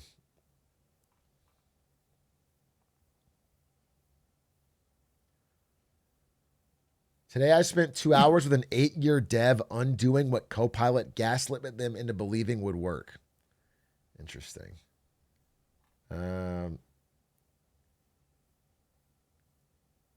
We have a new manager who's like 3 bands above me who introduced herself with a Copilot generated intro that was laden with emojis, M dashes, and pointless lists. People I've spoken with are not at all fond of her. A horrible first impression for a team dealing with AI slop answers shoveled down to us that never work. Yeah.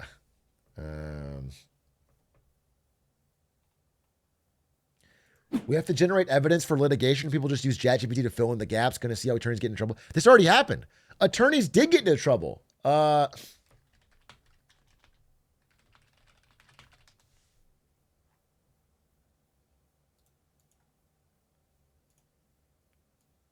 lawyer got sanctioned for using ChatGPT for a court brief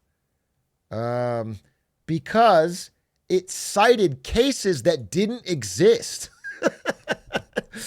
It was like, as established in legal precedent in Johnson versus Hargitay in 1976, but it wasn't a real case. It was totally made up.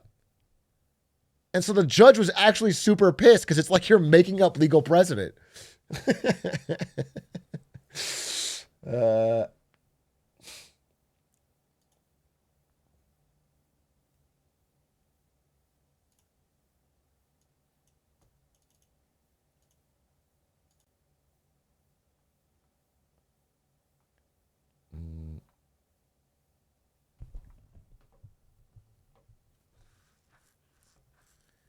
I think a big thing that AI is doing is making bad workers a bigger problem since it now takes more effort to identify and undo the shit that comes out and doesn't work.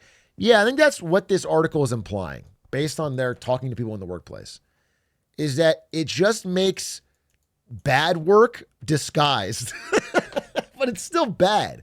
It still like doesn't actually solve whatever the business problem is. Like, do we need a new menu? Maybe our current menu isn't working. You have to like sit down and figure out, well, what do we have? What do our customers want? What is the menu that's going to generate more profits? What is the profitability per item? How are we going to make a better menu for this? But that's work. But ChatGPT will spit one out that doesn't know any of that details, and it's going to look like it did the right work.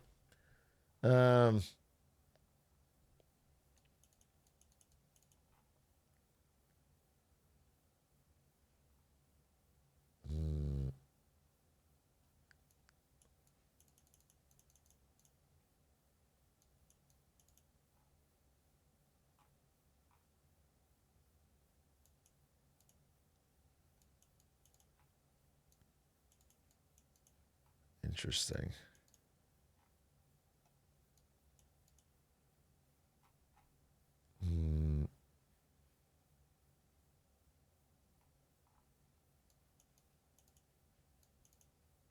I'm trying to read if there's any other examples I wanted to give.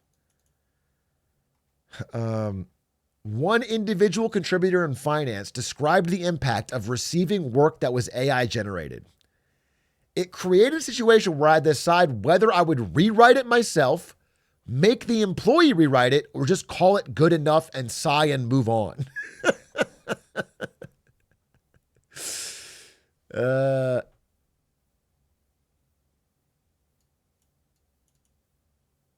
frontline manager in the tech sector described their reaction to receiving a AI-generated work slop email. It was confusing to understand what was actually going on in the email and what he actually meant to say. It took an hour and 2 of our time just to congregate everybody and repeat the information in a clear and concise way. That's so funny.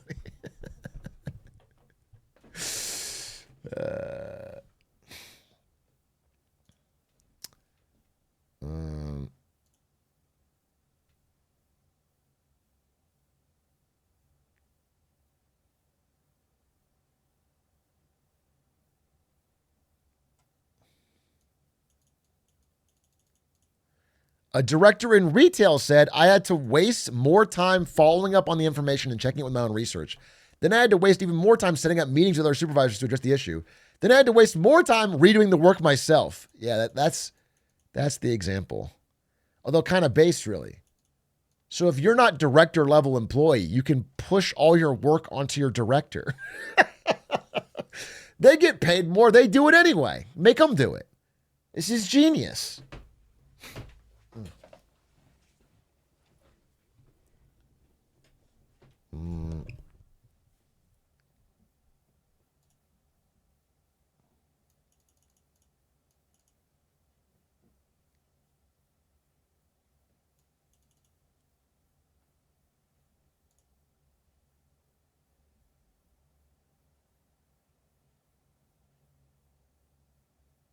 Have seen this at work. Problem with the car. Instead of diagnosing it, another tech will chat GPT the fix, and then it gets sold to the customer. Wait, what do you mean? You work at yours a mechanic? You're a car mechanic and people are using chat GPT? How the fuck is that? I don't want my mechanic using chat GPT. Wait. Chat GPT as a mechanic is crazy.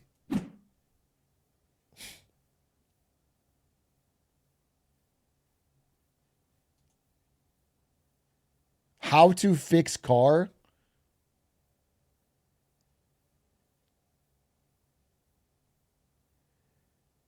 Asking how to fix like a check engine light?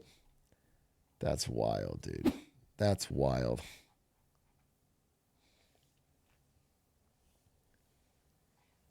I'm a massage therapist and people do this for muscles. I'm not kidding.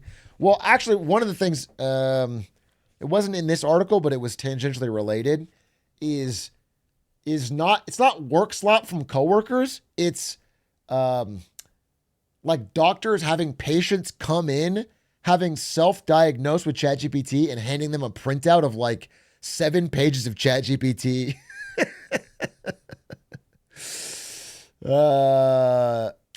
Like medical slop. And then,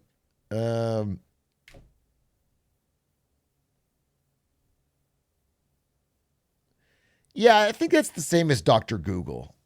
I don't know if that's too different what people used to do. I mean, there's a House episode that is so fucking old. But I guess what the problem is that it's longer.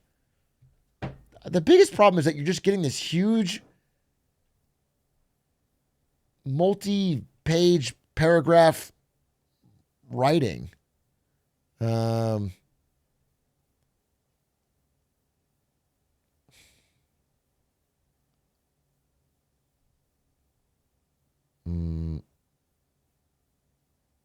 Just ask AI to summarize it. Based.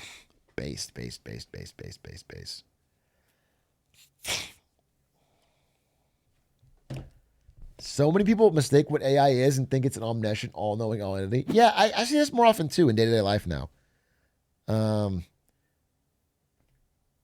It's not that it can't be useful, because it can. I've used it on many situations, but they treat it like it's like a super smart god and not like a trained on Reddit, Wikipedia, and the internet. It's like it's it is the human words remixed back to you. It's not Jarvis. It's not like it's not actually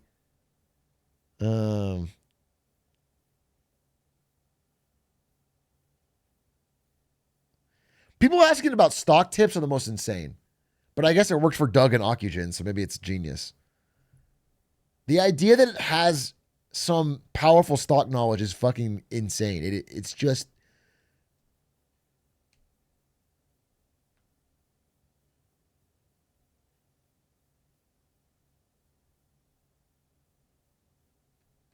My sister uses it to plan her day. I actually think that's not crazy. I actually think that's not... in defense of a chat GPT, if you ask it to like give you a schedule... Like, I have 10 things. Can you schedule it out or whatever? Simple things like that it can actually do, because the real problem with that is you as a human just need some kind of structure. It doesn't even have to be right. It doesn't. ChatGPT just needs to tell you to do things in an order. Just like do this, then do this, then do this. So you can check it off. Okay? And so actually it can be very helpful for that type of person. Or if you're like, hey, I want to, I don't know. I want to start a business selling bicycles. What do I do? It'll just be like, hey, here's 10 things you need to do. You need to go Apply for a business license. You need to go. Like, it'll just tell you things to do. Even if it's not right, it gets you started. It gets you fucking going. But when it's work, when you're at a business and it needs to be correct, otherwise you lose money. I think that's where it's a problem.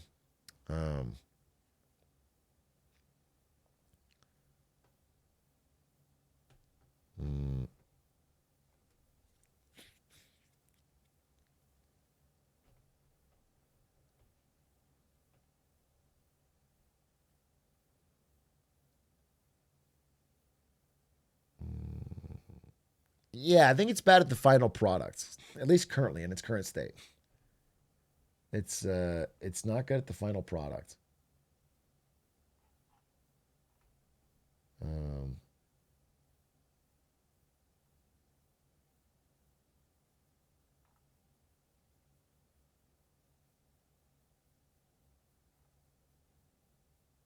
I just got invited to a work AI training called Straight Outta Prompton.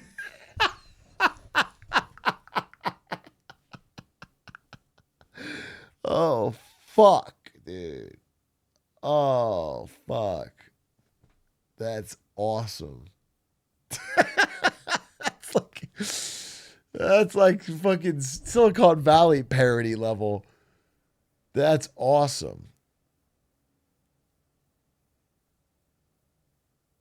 Straight Outta Prompton. I know that in a lot of places, people are being forced to use it more. Like, you know, I have friends at tech companies still, and they're telling me that it's like pressure from the top. It's like everyone needs to be using AI, and then they need to explain how they're using it in their workflow. They need to,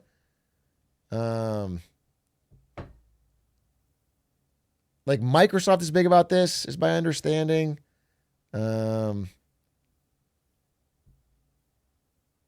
My friend just left Meta, but same idea there. Very big pressure to use it. So that creates an interesting situation. Because at the end of the day, if it can't do the tough, actionable, moving forward stuff, like I actually sincerely wonder. Yeah, that was the last 6-pager that I had looked at when I was at Amazon. Like, if I ask ChatGPT right now,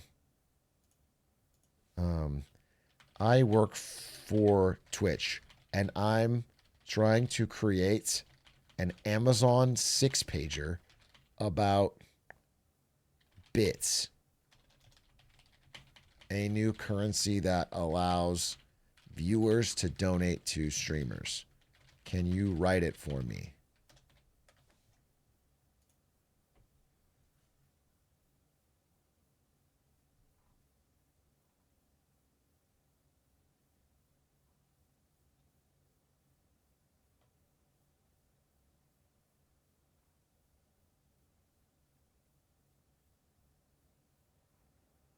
The problem is bits is already out, so it's actually just telling me what bits currently are.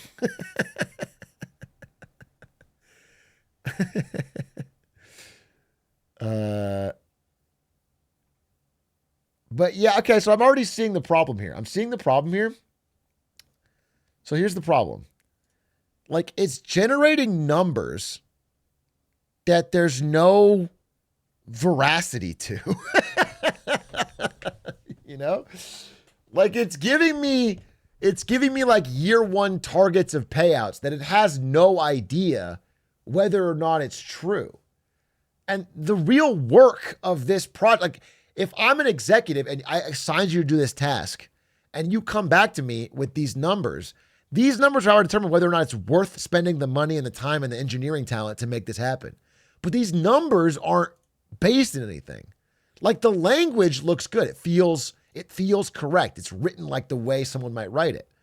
But the hard part of doing the effort to find out what would the payouts, what's a good estimate of the payouts?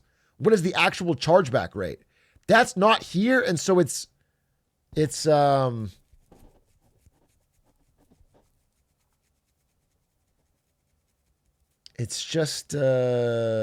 worse.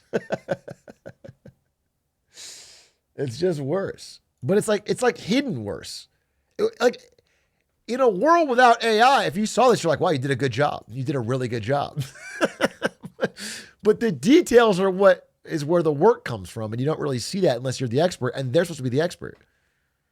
It's good for scaffolding. Yeah, you could use it for scaffolding. Easy. You could fill this out. That's not the problem. The problem is the scaffolding part was never the hard part.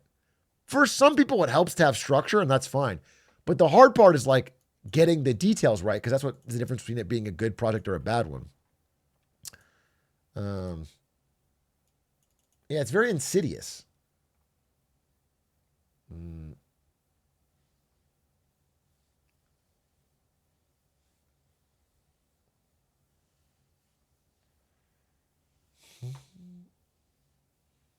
How is it different from tools people can use like Wikipedia?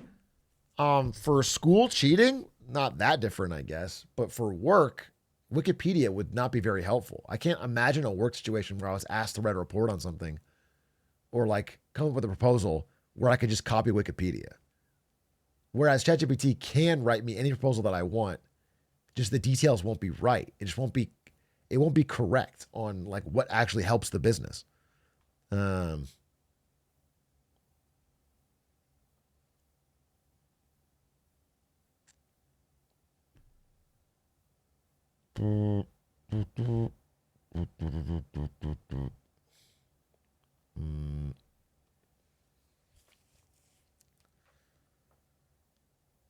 Wikipedia has sources.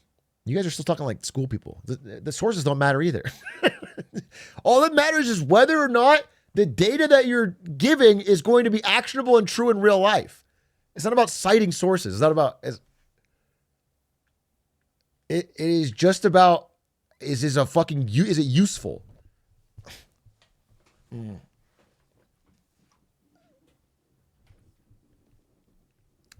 I've never seen anyone in a workplace care about like citing sources. They want to know if it's correct. That's what they want is correct. And that's the problem with ChatGPT is you can't know if it's correct. And you as the creator, as the prompter, you don't know if it's correct because you haven't done the work.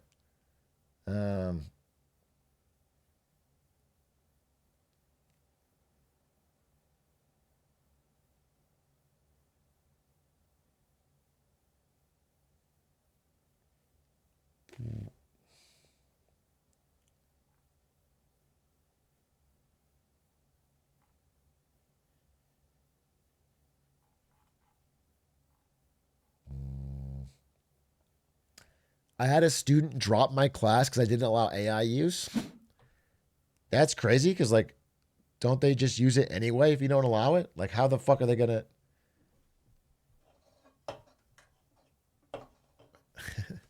The whole point of AI's insidious use is that they can just use it anyway. They can tell it to write they can tell it to they like, hey, write my essay like a college student, include mistakes, and then take their B plus. You know? I'm surprised. The biggest thing I see is it's nearly impossible to prove. Although so again, this is an our teachers thing, but the most fun way they prove it is just by asking the student to explain what they wrote. You see these every now and then, and like the student literally folds instantly. Like if you accuse them of cheating, they will defend it to the death. I didn't cheat. I wrote it myself. But if you ask them to just explain the thing they wrote, they always fold because it becomes too obvious. Like there's no way I wrote this because, I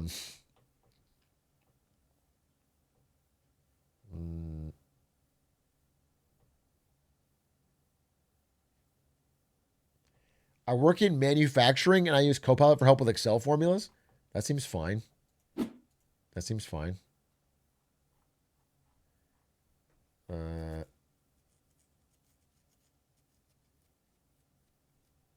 I think it's pretty good at Excel, right? If you're like, hey, make a formula for this, or like I have a bunch of data. Can you format this in this format? I think that's fine. I think that's a quick and useful tool.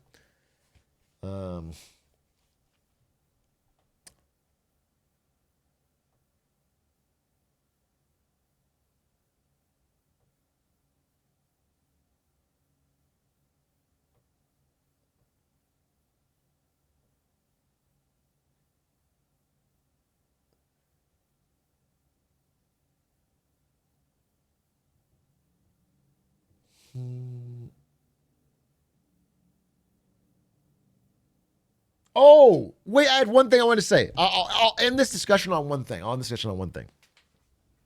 Without leaking the person or the company. But I was at a Magic event recently, Magic the Gathering. It's like all these people working in gaming and esports and tech. Okay. And I was playing Magic. This is the new Spider-Man set.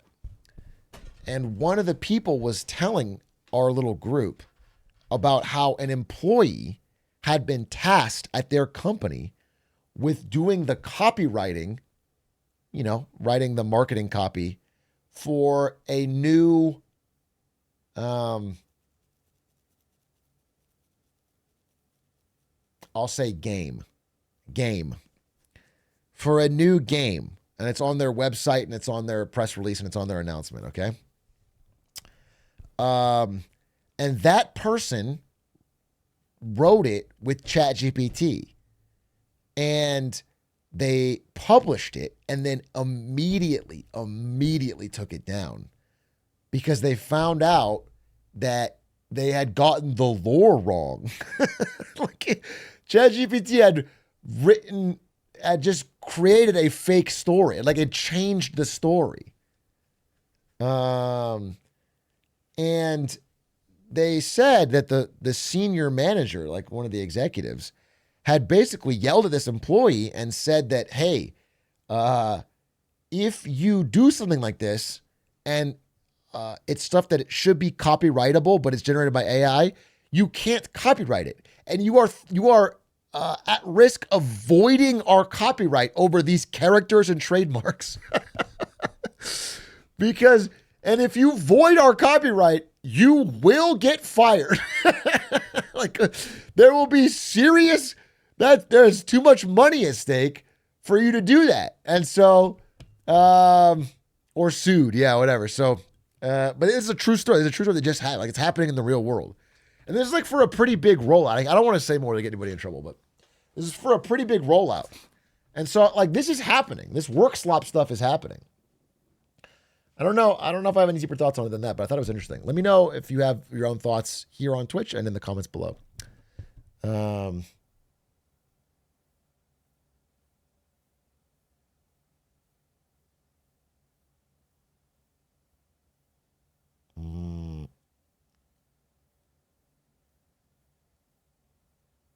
Okay, wait, let me grab a little snack. Did I say forsooth? No, I did not.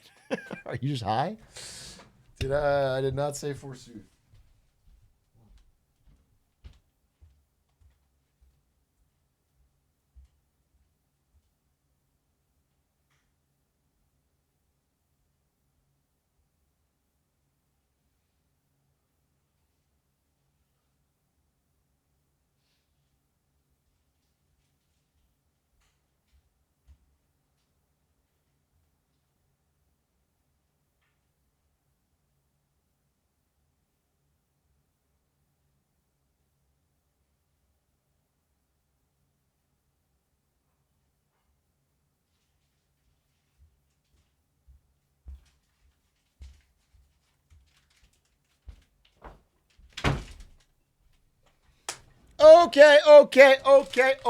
Okay. Beggars can't be choosers, bitch. This ain't Chipotle. Whatever happened to that guy Kanye West? He's one of my favorite artists ever. I don't know. But I've been in a coma for 4 years.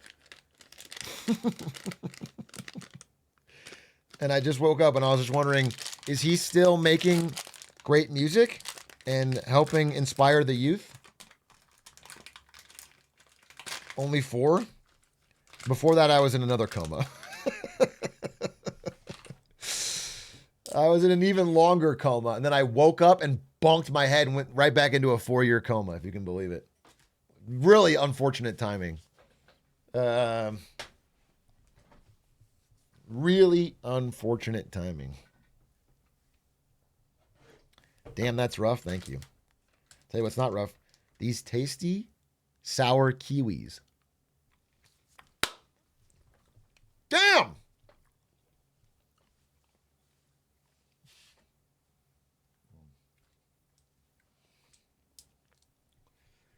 Isn't his entire empire being stolen by his barber? I don't think so. I thought he was like hooked on nitrous oxide and it was his dentist. I don't think his barber's taking it all away. But even that, I don't think is taking his whole empire. I think he's just self-immolating the value of his business ventures and giving a bunch of money to this dentist. I don't think the dentist is getting ownership of Yeezy.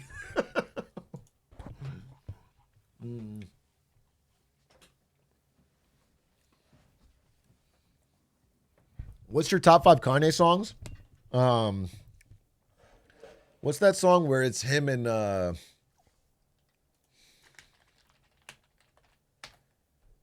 Lil Pump and they're in like big Minecraft outfits? I love it. That song 5 times. And then Scoop-de Poop or whatever. That's the top 5 Kanye songs.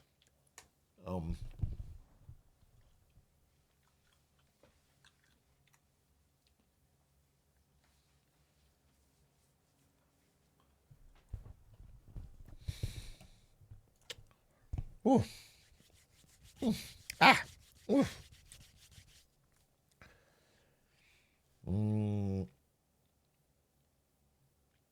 Probably the best thing in the history of humanity.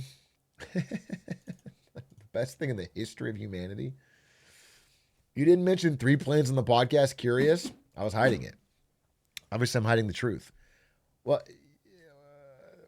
what's crazy is there is a third tower. I didn't really know that. There was a third World Trade Center tower that did collapse.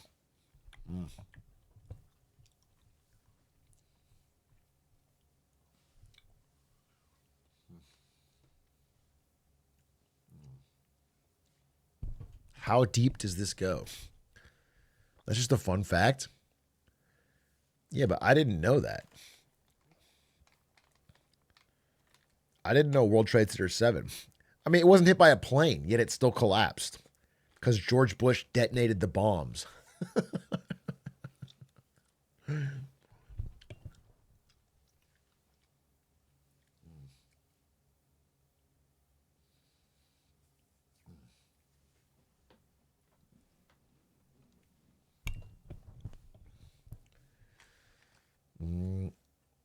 George Bush personally took a sledgehammer to the towers? Oh, you think it wasn't with bombs? Because that would be too obvious. You think the planes actually hit the towers and then George Bush was like, wait, they're not going to collapse. I need to get in there and do my thing. So he went up the stairs into a burning building with a sledgehammer and knocked down the steel beams. And then somehow parachuted out.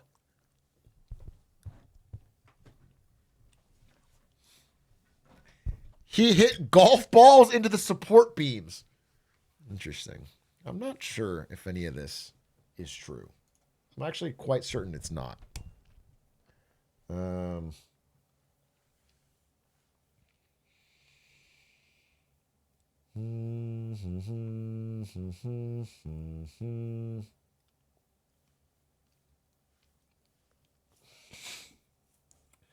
If Bush was at the towers, who was reading in the classroom? Checkmate, actually. Checkmate, dude. Checkmate.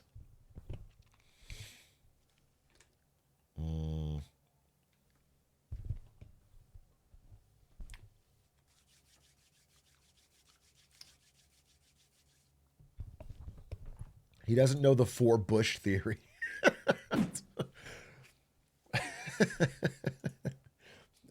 You added 2 more Bushes that would be necessary for that.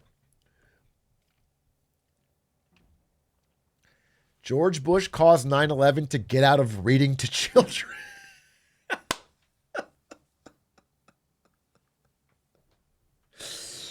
That's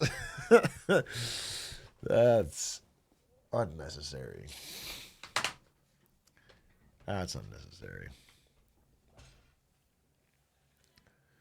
But he kept reading to them to cover his tracks. But he did leave.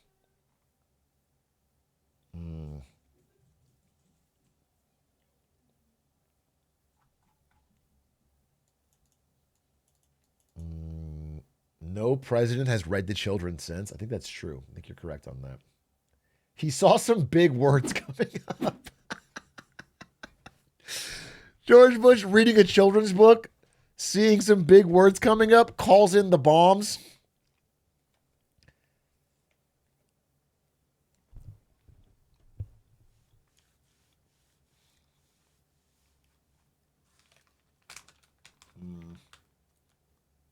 Ooh.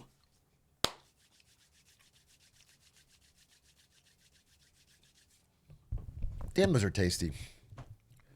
Wait, I think Ari just got home. Hold up, 1 second.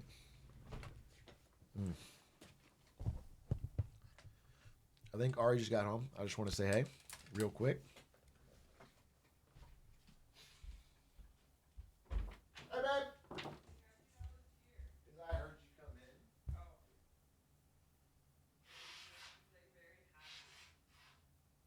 Is the Yule popping out?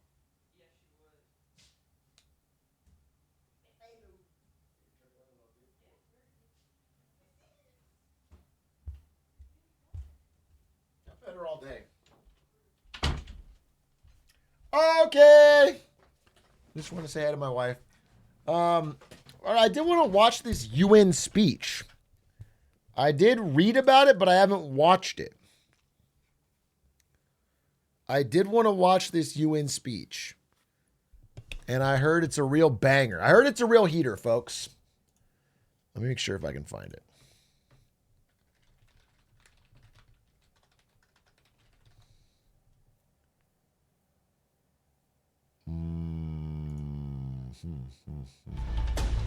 This is an ABC News. Is there a... Where's the best place to watch this? But can only say Okay, here it is. This looks like the best one.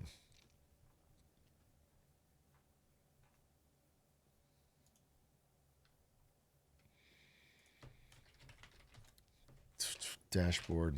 I got water. Okay, so here's the deal. Here's what we need to know.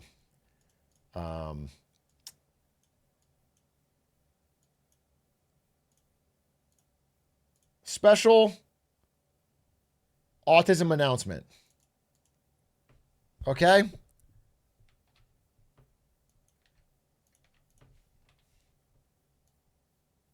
Special autism announcement. In American history, there have been some pretty famously bad speeches.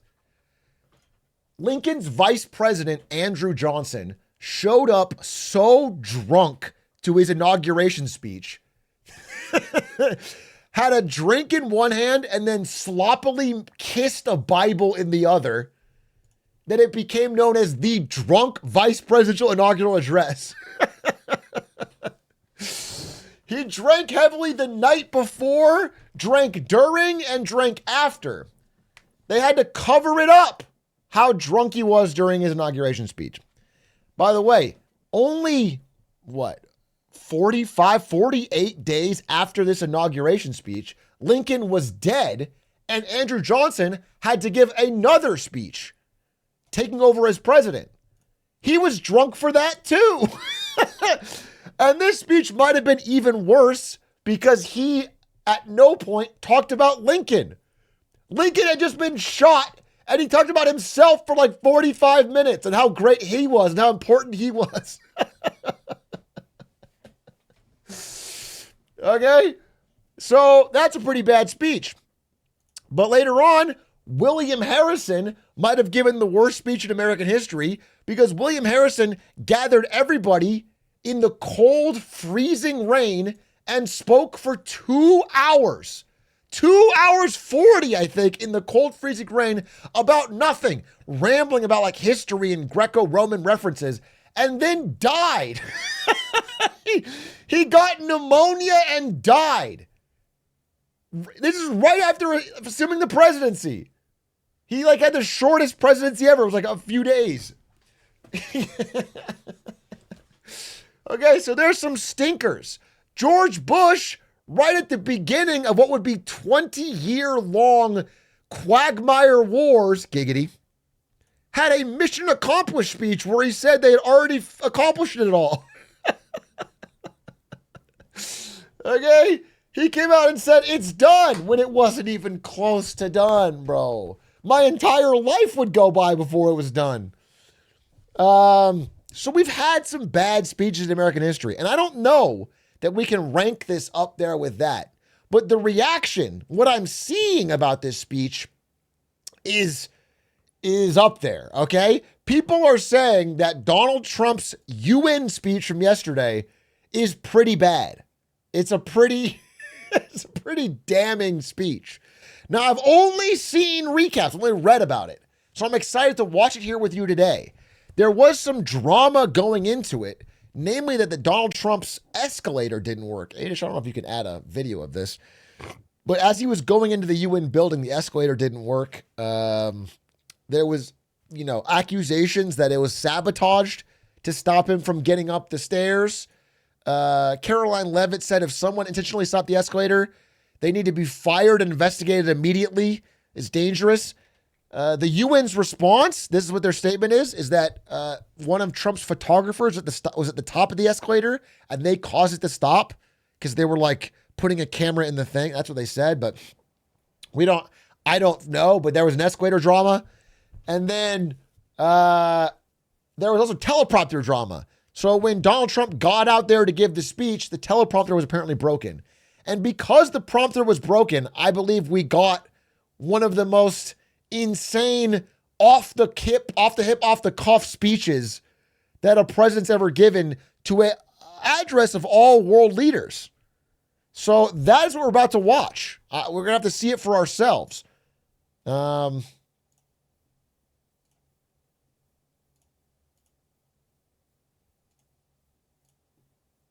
Maybe we'll get chills.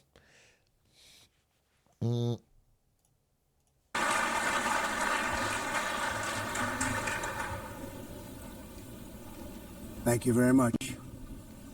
Very much appreciated.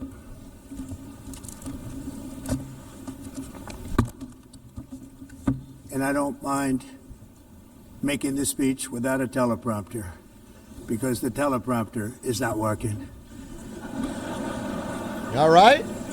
I feel very happy to be up here with you nevertheless. And that way I call it opening Riz. So far, so good. So far, so good, GOAT.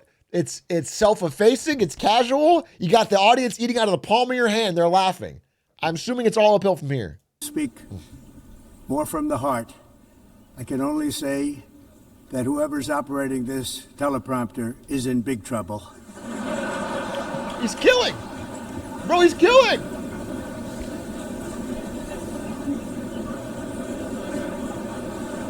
He's in the flow state. Hello, Madam First Lady. Thank you very much for being here. And Madam President, Mr. Secretary General, First Lady of the United States, distinguished delegates, ambassadors, and world leaders. 6 years have passed since I last stood in this grand hall and addressed a world that was prosperous and at peace in my first term. Since that day, the guns of war have shattered the peace I forged on 2 continents. An era of calm and stability gave way to one of the great crises of our time. And here in the United States, 4 years of weakness, lawlessness, and radicalism under the last administration delivered our nation into a repeated set of disasters. So, high level, I would say, when you're presenting to your own country, it's sort of assumed that you can shit talk your political opponent because you're running an election against them, and you have to eventually say why you're different or better. But when you are talking to the United Nations, it's kind of like parents shouldn't fight in front of the kids. The general strategy is that you don't air out your grievances with how your country's been turned into a fucking shithole in the 4 years of Joe Biden. You want to present a sort of united front that you are America, you are strong, you don't want to say, I've been given this absolute fucking shit heap. It is an open dumpster fire and I'm coming here to present to you the rest of the world. Okay, that's my first note.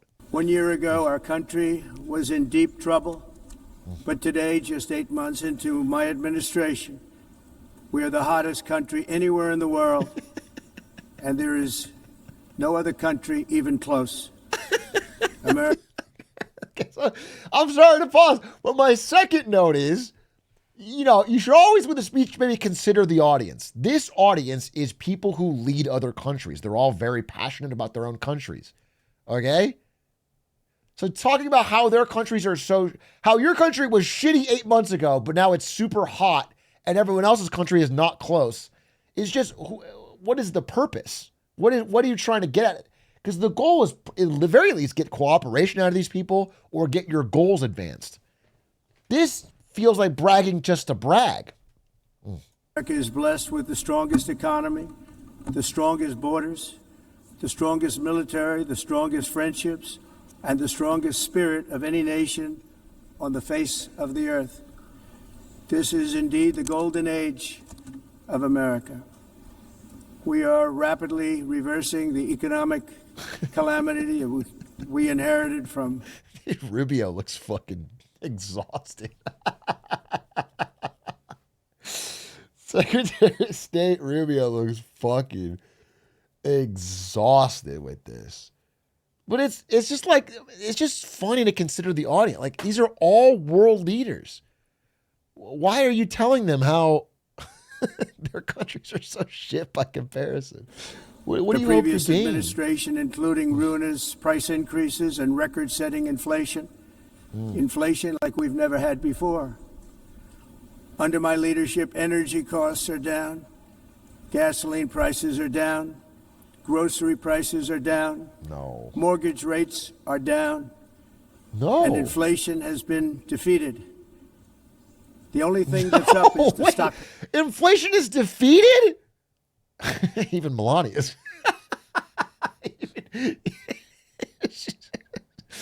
Even she looks quizzical at that. Inflation's defeated? Mortgage rates are down? No, they're not. But also, what's crazy to me, on a grander just presentation and marketing aspect, you can consider the audience. Even if all of these things were true, this would still be kind of a stupid spot to talk about them. Why the fuck do these people care about your gas prices or your grocery prices? He's doing a campaign rally. It's like they're voters. These are not voters in the American election. These are people that are countries that you want to try to make deals with or work with to advance your American interests. The point is not to convince them not to vote for Joe Biden.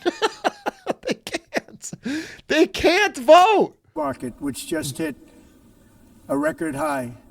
In fact, it hit a record high 48 times in the last short period of time. Growth is surging. Manufacturing is booming. The stock market, as I said, is doing better than it's ever done. And all of you in this room benefit by that. Okay. Almost everybody. And importantly, workers' wages are rising at the fastest pace in more than 60 years. And that's what it's all about, isn't it? In 4 years of President Biden, we had less than $1 trillion of new investment into the United States. In just 8 months since I took office, we have secured commitments and money already paid for $17 trillion. Think of it, 4 years less. I wanted to pause. Again. I think a little tacky at this audience to be comparing yourself constantly with Joe Biden. But I did hear about this statement. I haven't watched the speech, but I did hear about this statement. So I wanted to check the veracity of it. I wanted to look it up. So I checked what you have on whitehouse.gov/investments, your official tally. This is the Trump official tally that has it at 8 trillion. So you just said 17 trillion, which is double the tally that you have here. But then I wanted to look into what was in this number. And almost all of it is commitments like this one from your first term, where you say that Saudi Arabia or Japan or South Korea is going to invest $500 billion, $600 billion, $700 billion. Now, this one from your first term, we can go back and check what happened, where you said Saudi Arabia would purchase $450 billion of U.S. products. Now, the problem is that combined over the past 25 years is how much is $455 billion is the amount that Saudi Arabia has bought over the last 25 years combined. So the idea they're going to do that very quickly is like extremely insane. I don't think that's likely. And so we can look back now and find out that did not happen. It didn't happen. The number never materialized. Of course they didn't buy, 25 times their normal yearly output. And so the number that I'm seeing here feels inflated. It feels like there's a lot of like fluff in there of countries that will not actually materially buy more or less U.S. goods than they were doing before. They buy what they need. They don't just make a promise and then throw $500 billion in new things, is what I would say. And the fact that you took this number and then seemingly doubled it for no reason is also weird, because where's the extra money coming from? But anyway, back to the speech. I just wanted to bring that part up because that economically didn't make sense to me. Less than $1 trillion, 8 months, much more than $17 trillion is being invested in the United States, and it's now pouring in from all parts of the world. We've implemented the largest tax cuts in American history and the largest regulation cuts in American history, making this once and again the best country on earth to do business. And many of the people in this room are investing in America, and it's turned out to be an awfully good investment during this 8-month period. In my first term, I built the greatest economy in the history of the world. We had the best economy ever, history of the world. And I'm doing the same thing again, but this time it's actually much bigger and even better. Wow. The numbers far surpass my record-setting first term. On our southern border, we have successfully repelled a colossal invasion. And for the last 4 months, and that's 4 months in a row, the number of illegal aliens. It's just so funny to do the campaign speech to this audience. They're all sitting stone-faced. They don't, like, what, you're just doing a campaign rally. You're talking about domestic issues to the United Nations. And this is what he's on script. This is the part that he's on script. He's going to abandon the script pretty soon. Country has been zero. Hard to believe. Because if you look back just a year ago, it was millions and millions of people pouring in from all over the world, from prisons, from mental institutions, insane asylums, drug dealers. All over the world they came. They just poured into our country with the ridiculous open border policy of the Biden administration. He said Biden 4 times already. We're 5 minutes in. 4 times he said Joe Biden. The message is very simple. If you come illegally into the United States, you're going to jail, or you're going back to where you came from, or perhaps even further than that. You know what that means. I want to thank the country of El Salvador for the successful and professional job they've done in receiving and jailing so many criminals that entered our country. And it was under the previous administration that the number became record-setting, and they're all being taken out. We have no choice. Just to be clear, and other countries have no. El Salvador is taking U.S. prisoners because the U.S. is paying through the nose per prisoner. The United States is spending a ton of money on this just to have them locked up somewhere else. It's just a for-profit vehicle for El Salvador. No choice, because other countries are in the exact same situation with immigration.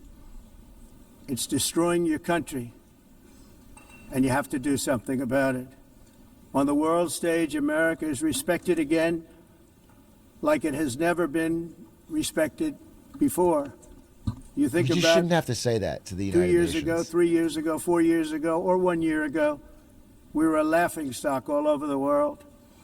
At the NATO summit in June, virtually all NATO members formally committed to increase defense spending at my request.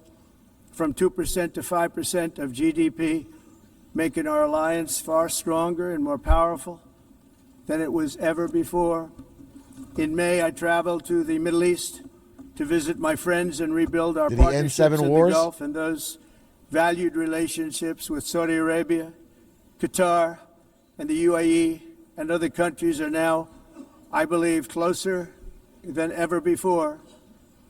My administration has negotiated one historic trade deal after another, including with the United Kingdom, the European Union, Japan, South Korea, Vietnam, Indonesia, the Philippines, Malaysia, and many, many others. Likewise, in a period of just 7 months, I have ended 7 7 unendable wars! They said they were unendable. You're never going to get them solved. Some were going for 31 years, 2 of them, 31, think of it, 31 years. One was 36 years. 7 wars. One was 28 years. If they don't give this I guy the ended Nobel. 7 wars. And in all cases, they were raging with countless thousands of people Is it frozen? being killed. Oh. This includes Cambodia and Thailand, Kosovo and Serbia, the Congo and Rwanda, a vicious, violent war. Dude, that it's was. wild because like the leaders of all those countries are here. He's taking, and like there's open, like many of those countries are mad that he's taking full credit for the, whatever involvement he had, he's taking full credit for ending the wars, and so he's doing it right now. Pakistan and India, Israel and Iran, Egypt and Ethiopia, and Like, Armenia for example, and- Pakistan and India is an example where there's this big dispute rising because India is very upset that he is taking claim that he has ended the conflict with Pakistan, despite their claim is that he was barely involved. And so it's just... Azerbaijan. It included all of them. No president or prime minister, and for that matter, no other country has ever done anything close to that. And I did it in just 7 months. wow. It's never happened before. Wow. There's never been anything like that. I'm very honored to have done it. It's too bad that I had to do these things instead of the United Nations doing them. And sadly, in all cases, the United Nations did not even try to help in any of them. I ended 7 wars, dealt with the leaders of each and every one of these countries, and never even received a phone call from the United Nations offering to help in finalizing the deal. All I got from the United Nations was an escalator that on the way up stopped right in the middle. If the First Lady wasn't in great shape, she would have fallen. But she's in great shape. We're both in good shape. We both stood. And then a teleprompter that didn't work. These are the 2 things I got from the United Nations, a bad escalator and a bad teleprompter. Thank you very much. End it And there. by the way, it's working now. It just went on. Thank you. I think I should just do it the other way. It's easier. Thank you very much. I didn't think of it at the time because I was too busy working to save millions of lives. That is the saving and stopping of these wars. But later I realized that the He's going off the United cuff. Nations wasn't there for us. They weren't there. I thought of it really after the fact, not during these negotiations, which were not easy. That being the case, what is the purpose of the United Nations? The UN has such tremendous potential. I've always said it. It has such tremendous, tremendous potential, but it's not even coming close to living up to that potential.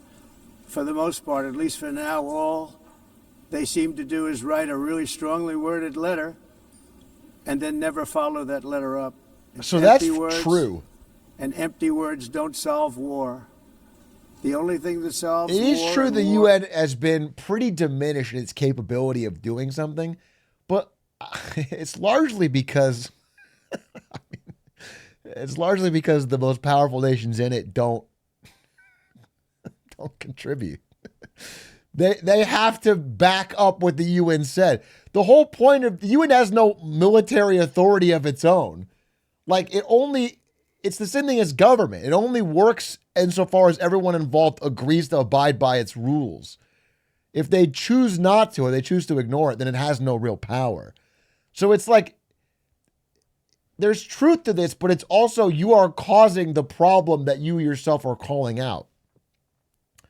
Versus action.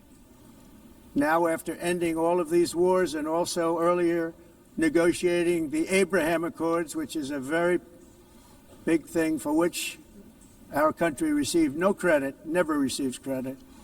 Everyone says that I should get the Nobel Peace Prize for each one of these achievements. But for me, the real prize... Dude, it's so funny to say, I don't receive any credit, but everybody says I should get the Nobel Prize.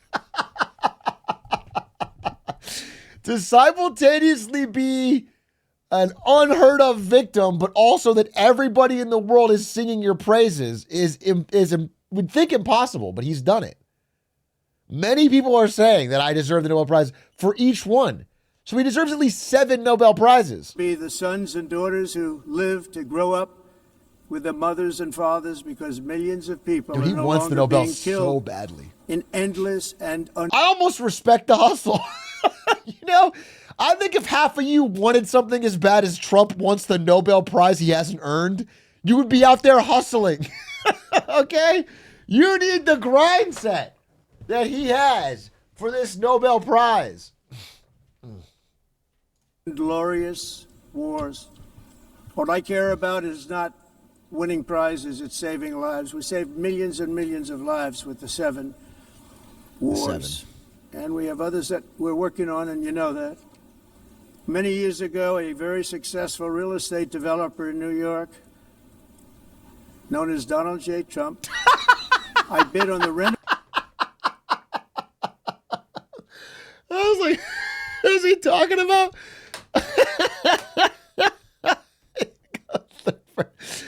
He goes third person with it. Damn, bro. Subtle. I like that.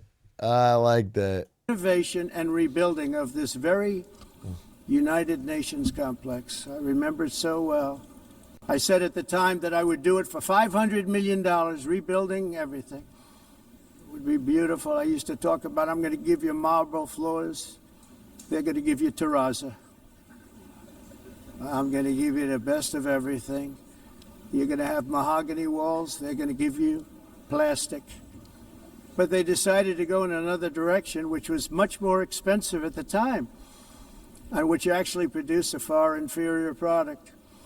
And I realized that they did not know what they were doing when it came to construction, and that their building concepts were so wrong, and the product that they were proposing to build was so bad and so costly.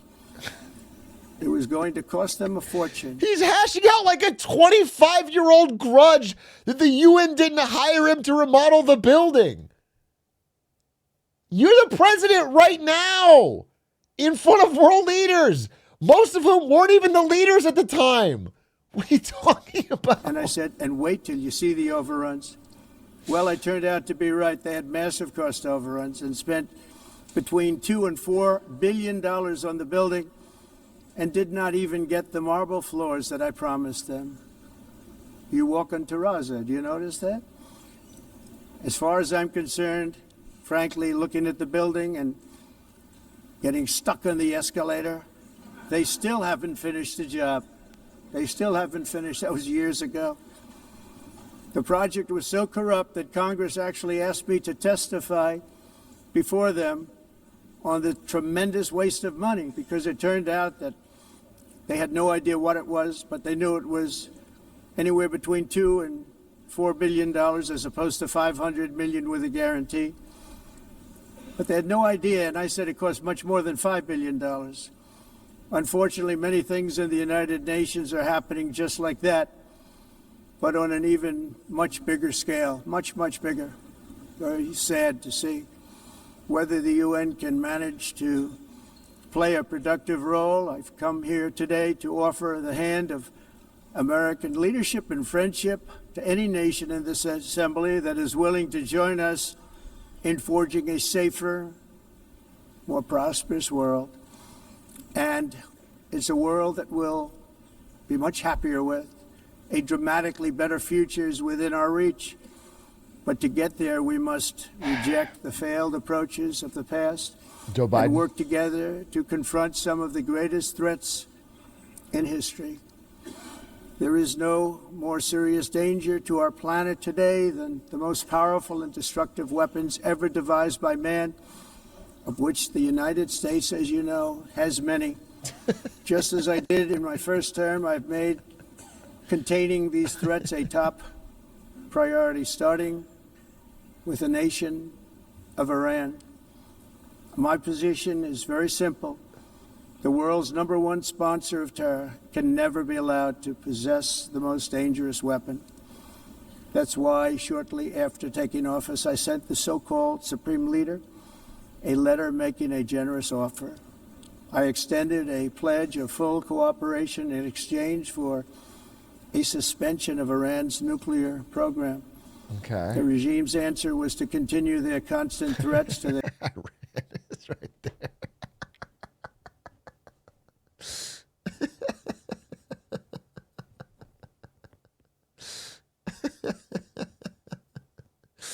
I wonder if they were laughing along with the escalator line earlier. I wonder if they were with him for that, but like they're kind of losing. He's kind of losing them for this. neighbors and U.S. interests throughout the region, and some great countries that are right nearby. Today, many of Iran's former military commanders, in fact, I can say almost all of them, are no longer with us. They're dead. And 3 months ago, in Operation Midnight Hammer, 7 American B-2 bombers dropped the 14 30,000-pound each bombs on Iran's key nuclear facilities, totally obliterating everything. No other country on earth could have done what we did. No other country has the equipment to do what we did. We have the greatest weapons on earth. We hate to use them. But we did something that for 22 years people wanted to do. With Iran's nuclear enrichment capacity demolished, I immediately brokered an end to the 12-day war, as it's called.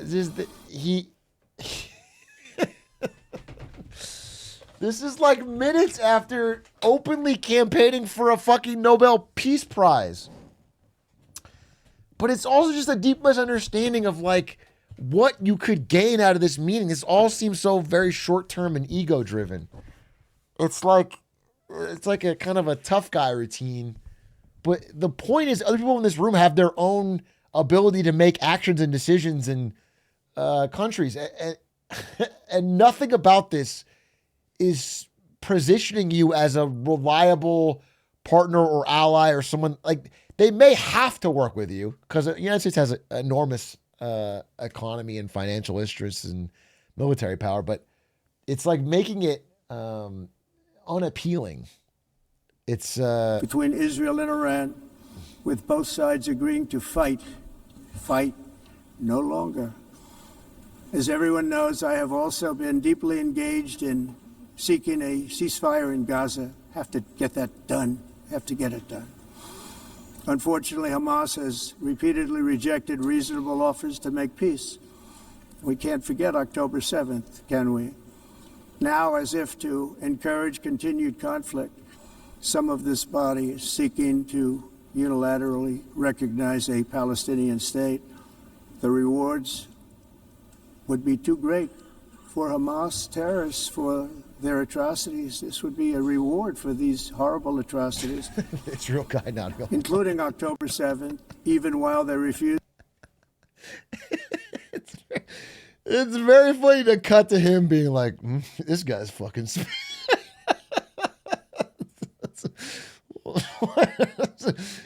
she's cooking. Yeah. A two-state solution would be rewarding Hamas. Wait a minute, yeah. To release the hostages or accept a ceasefire. Instead of giving to Hamas and giving so much, because they've taken so much, they have taken so much. This could have been solved so long ago.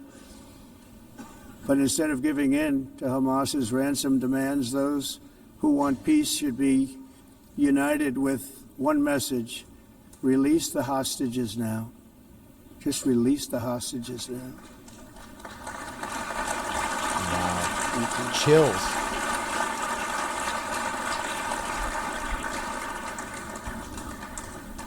Look at that. Thank you. As we have got to come together, and we will come together, got to get it done. We have to stop the war in Gaza immediately. We have to stop it. We have to get it done. We have to negotiate. Immediately have to negotiate peace. We got to get the hostages back. We want all 20 back. We don't want 2 and 4. As you know, I got, along with Steve Witkoff and others that helped us, Marco Rubio, we got most of them back. We were involved in all of them.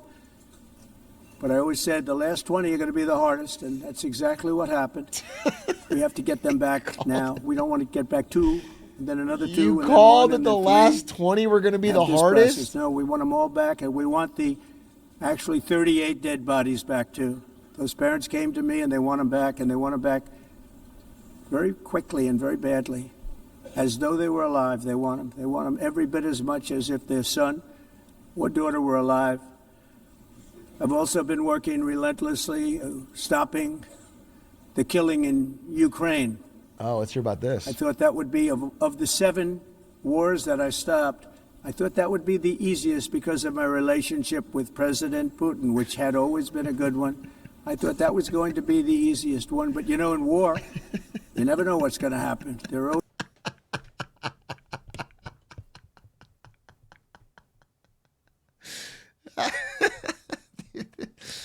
This guy's actually funny, man. It's just so sad that he's in the position that he is, speaking to every other world leader as the president of my country. But he is funny.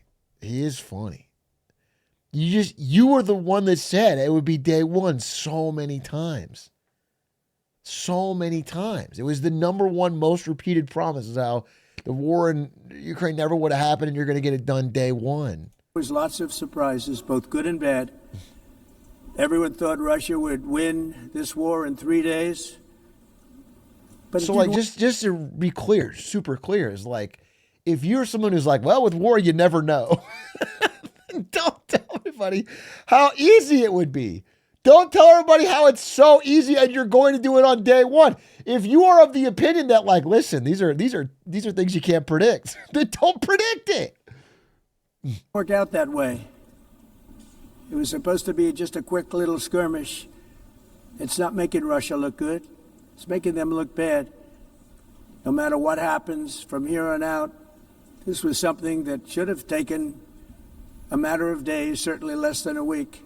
And they've been fighting for 3.5 years and killing anywhere from 5,000 to 7,000 young soldiers, mostly soldiers, on both sides.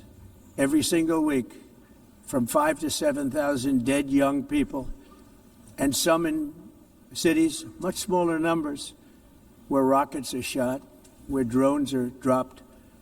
This war would never have started if I were president. This was a war that should have never happened. It shows you what leadership is, what bad leadership can do to a country. Look what happened to the United States. I am seeing And look that. where we are right now in just I a am short seeing period that. of time. The only question now is how many what more you're saying lives is will be true. needlessly lost on both sides. China and India are the primary funders of the ongoing war by continuing to purchase Russian oil. But inexcusably, even NATO countries have not cut off much Russian energy and Russian energy products. Europe's Which, limited as by you know, natural I gas. found out That's true. about 2 weeks ago, and I wasn't happy. Think of it. Dude, They're funding the war. This guy's fucking.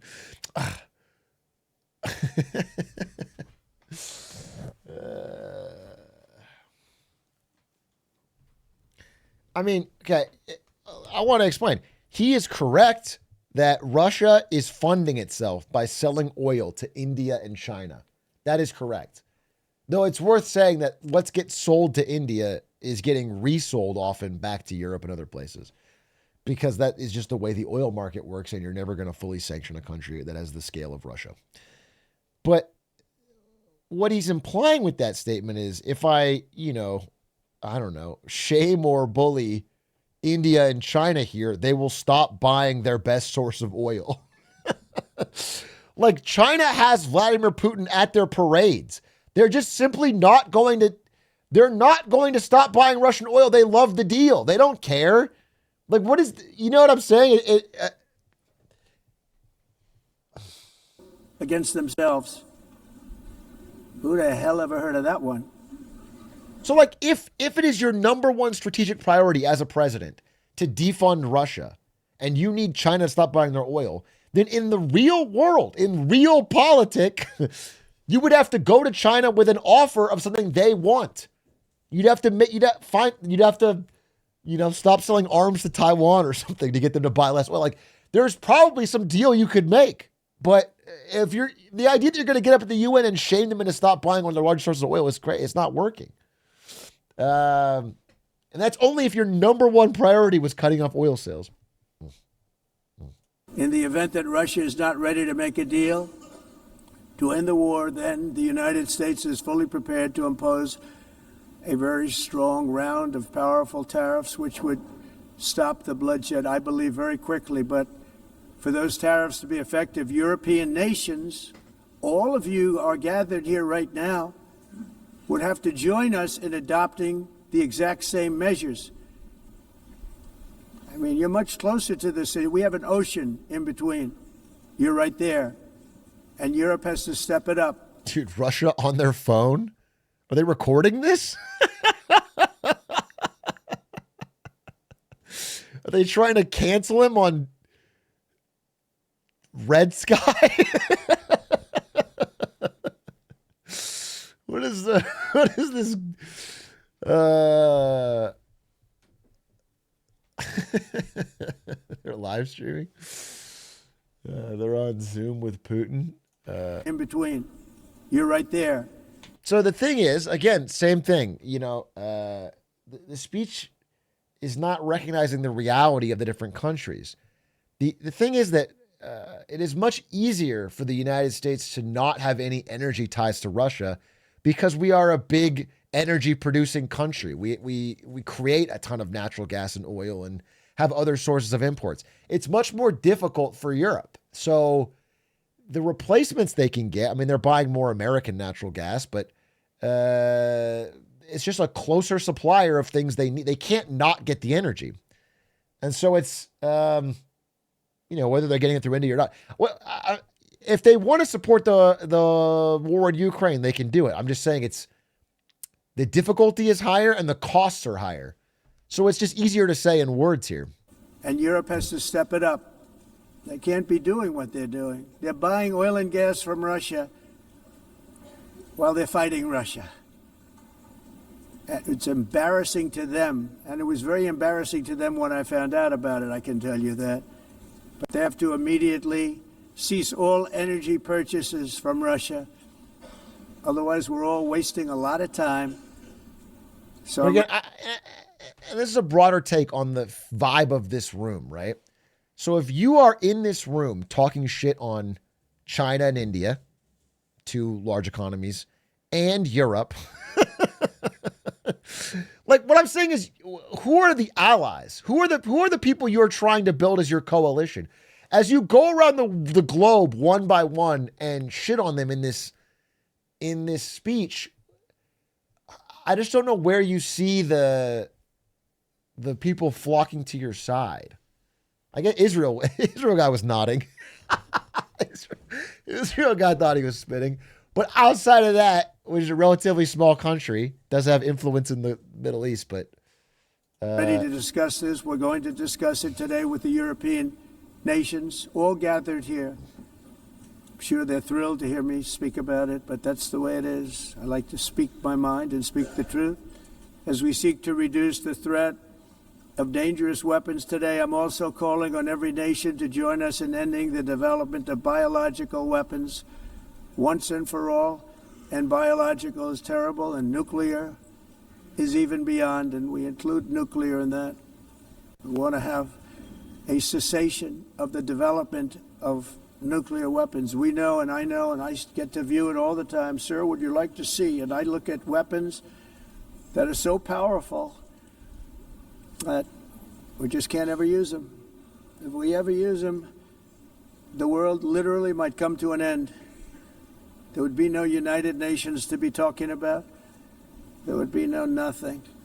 Just a few years ago, reckless experiments overseas gave us a devastating global pandemic. Yet despite that worldwide catastrophe, many countries are continuing extremely risky research into bioweapons and man-made pathogens. This is unbelievably dangerous. To prevent potential disasters, I'm announcing today that my administration will lead an international effort to enforce Biological Weapons Convention, which is going to be meeting with the top leaders of the world by pioneering an AI verification system that everyone can trust. Hopefully the UN can play. ChatGPT is going to scan your weapon to see if it's trustworthy.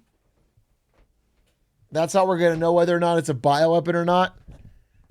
He said AI instead of A1, though. That's big. A constructive role, and it will also be one of the early projects under AI. Let's see how good it is, because a lot of people are saying it could be one of the great things ever, but it also can be dangerous, but it can be put to tremendous use and tremendous good, and this would be an example of that.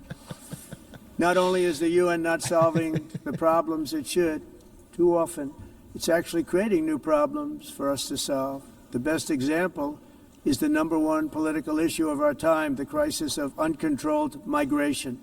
It's uncontrolled. Your countries are being ruined. The United Nations is funding an assault on Western countries. The United Nations is funding it. In 2024, the UN budgeted $372 million in cash assistance to support an estimated 624,000 migrants journeying into the United States. Think of that. The UN is supporting people that are illegally coming into the United States, and then we have to get them out. The UN also provided food, shelter, transportation, and debit cards to illegal aliens. Can you believe that? On the way to infiltrate our southern border. Millions of people came through that southern border. Just a year ago, millions and millions of people were pouring in, 25 million altogether over the 4 years of the incompetent Biden administration. Joe Biden and the UN. And now we're giving we have it Mexicans stopped, debit totally cards. Stopped. In fact, they're not even coming anymore because they know they can't get through. But what took place is totally unacceptable. The UN is supposed to stop invasions, not create them and not finance them.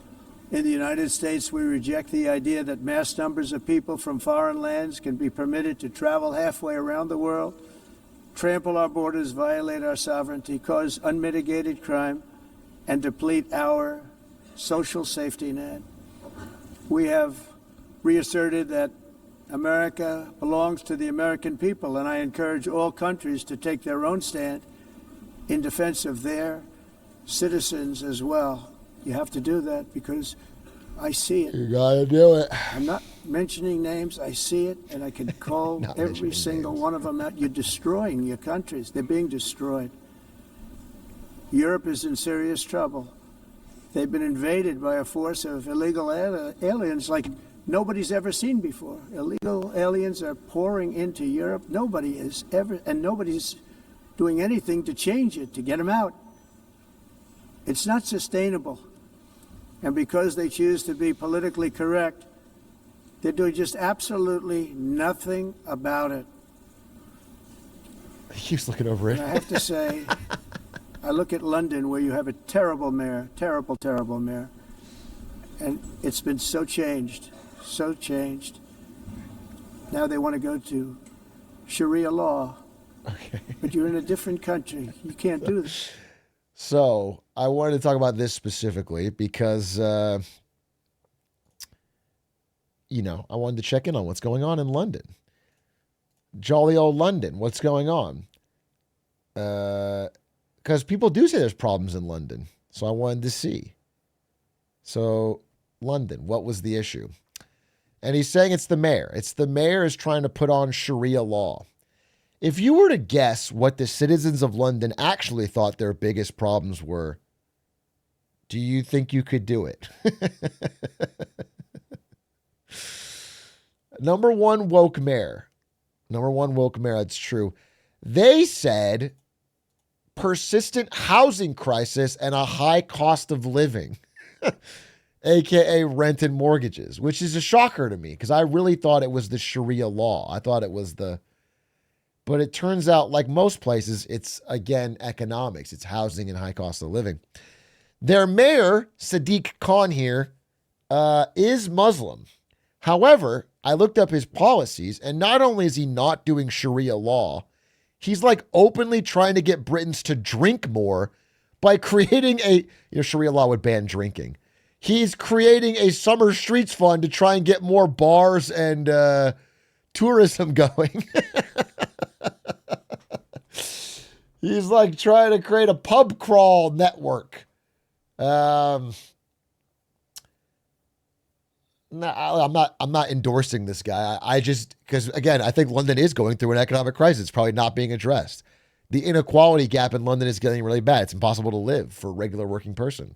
However, is this guy doing Sharia law? No, he's not. Just like verifiably not doing that. He is just probably ineffectual at the greater economic challenges of Britain.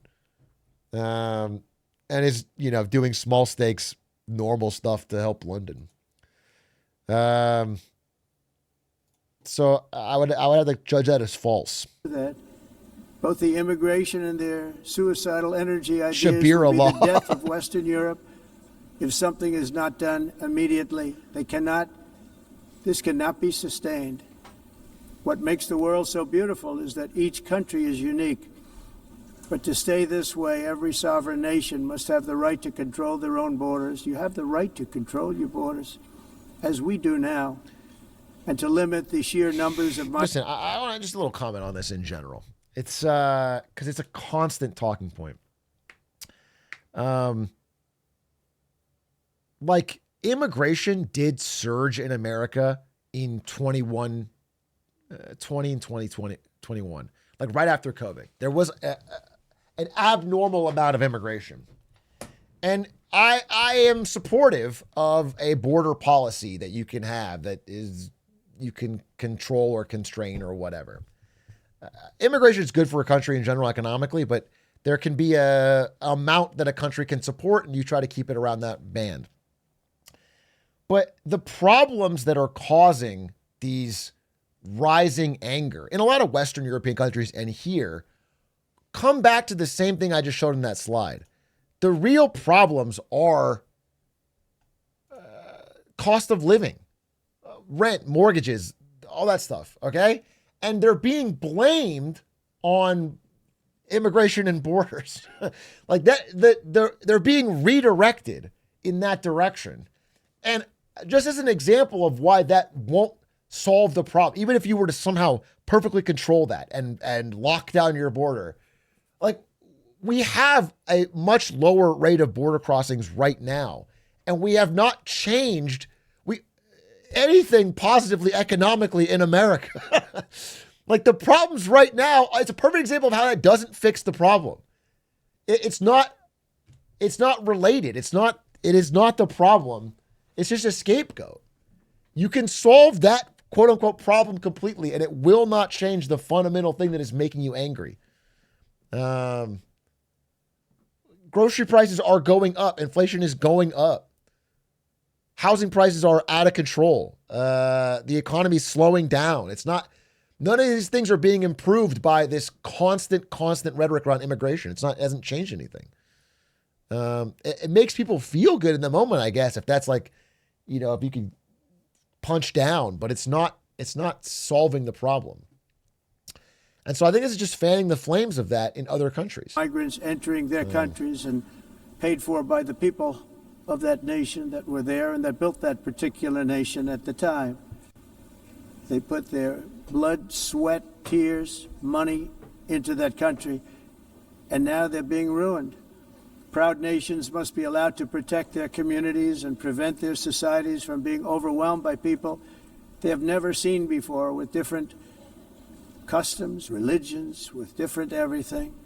Where migrants have violated laws, lodged false asylum claims, or claimed refugee status for illegitimate reasons, they should, in many cases, be immediately sent home. And while we will always have a big heart for places and people that are struggling and truly compassionate, answers will be given. We have to solve the problem, and we have to solve it in their countries, not create new problems in our countries. And we are very helpful to a lot of countries that are just not able to send their people anymore.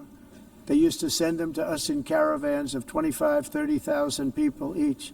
These massive caravans of people pouring into our country, totally unchecked and unvetted. But not anymore.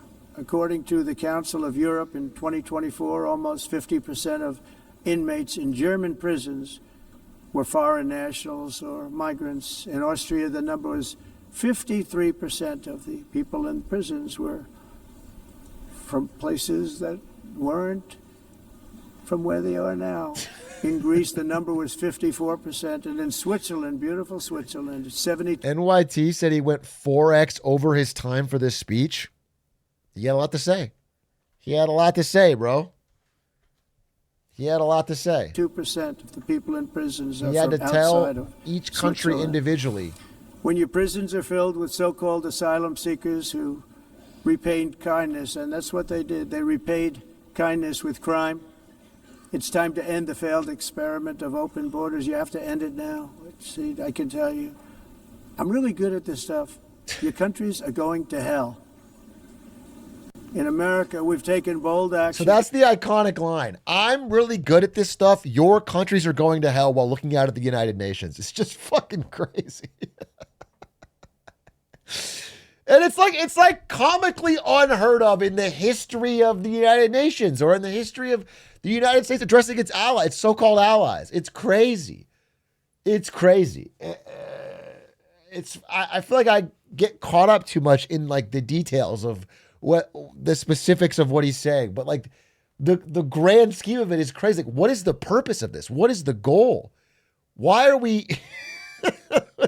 If you truly don't care about the United Nations, then don't go. Don't show up. Why go here and just get all this bad will? I don't understand. We have to deal with all these countries. We have to make deals with them. We have to negotiate with them. We have to trade with them. We have to make military alliances with them. It's just the way the world works. So if you're gonna, it's like your drunk friend just rambling. It's like a wedding speech where there's no good that could be given from this. You wish you could just cut off the mic. To swiftly shut down uncontrolled migration. Once we started detaining and deporting everyone who crossed the border and removing illegal aliens from the United States, they simply stopped coming. They're not coming anymore. We're getting a lot of credit, but they're not coming anymore.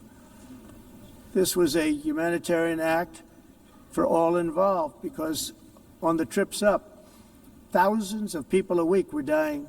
Women were being raped. Nobody's ever seen anything like it. Raped, horribly beaten, raped. On the trip up, the journey up, it was a long walk. It was a long, arduous journey, indeed. And it was also a historic. Guy who wants to shut down immigration to his country because he's worried about the walk. I just don't want the immigrants to have to walk too far, so we're going to just shut it down. I think it'll be too dangerous.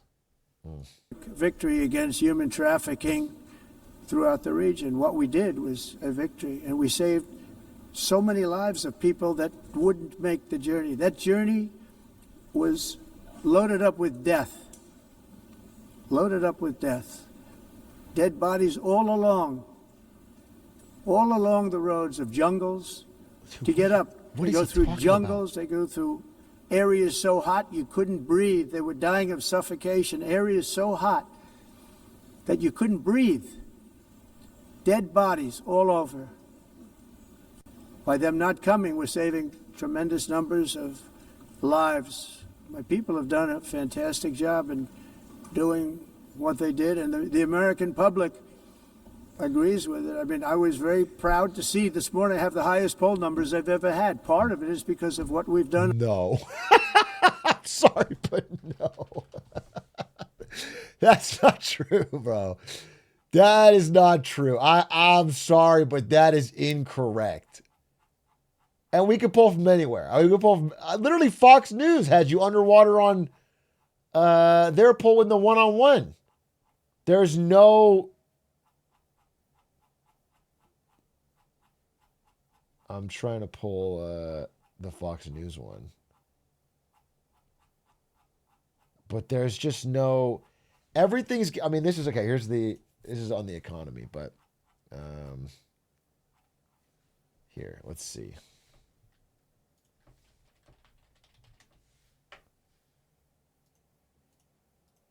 All right, we've got you underwater in 4 major categories. Trump's approval rating dips as Americans worry about the economy. Again, you're pulling Biden numbers, bro. You're pulling Biden inflation numbers. Look, in America, you'll always get 35, 40% of people for whatever your party is. But when you're at this, I mean, these numbers are both way, way lower than even like Bush, Obama. These are low. This is all low. You're in the range of Biden in the death knell, in the lame duck era.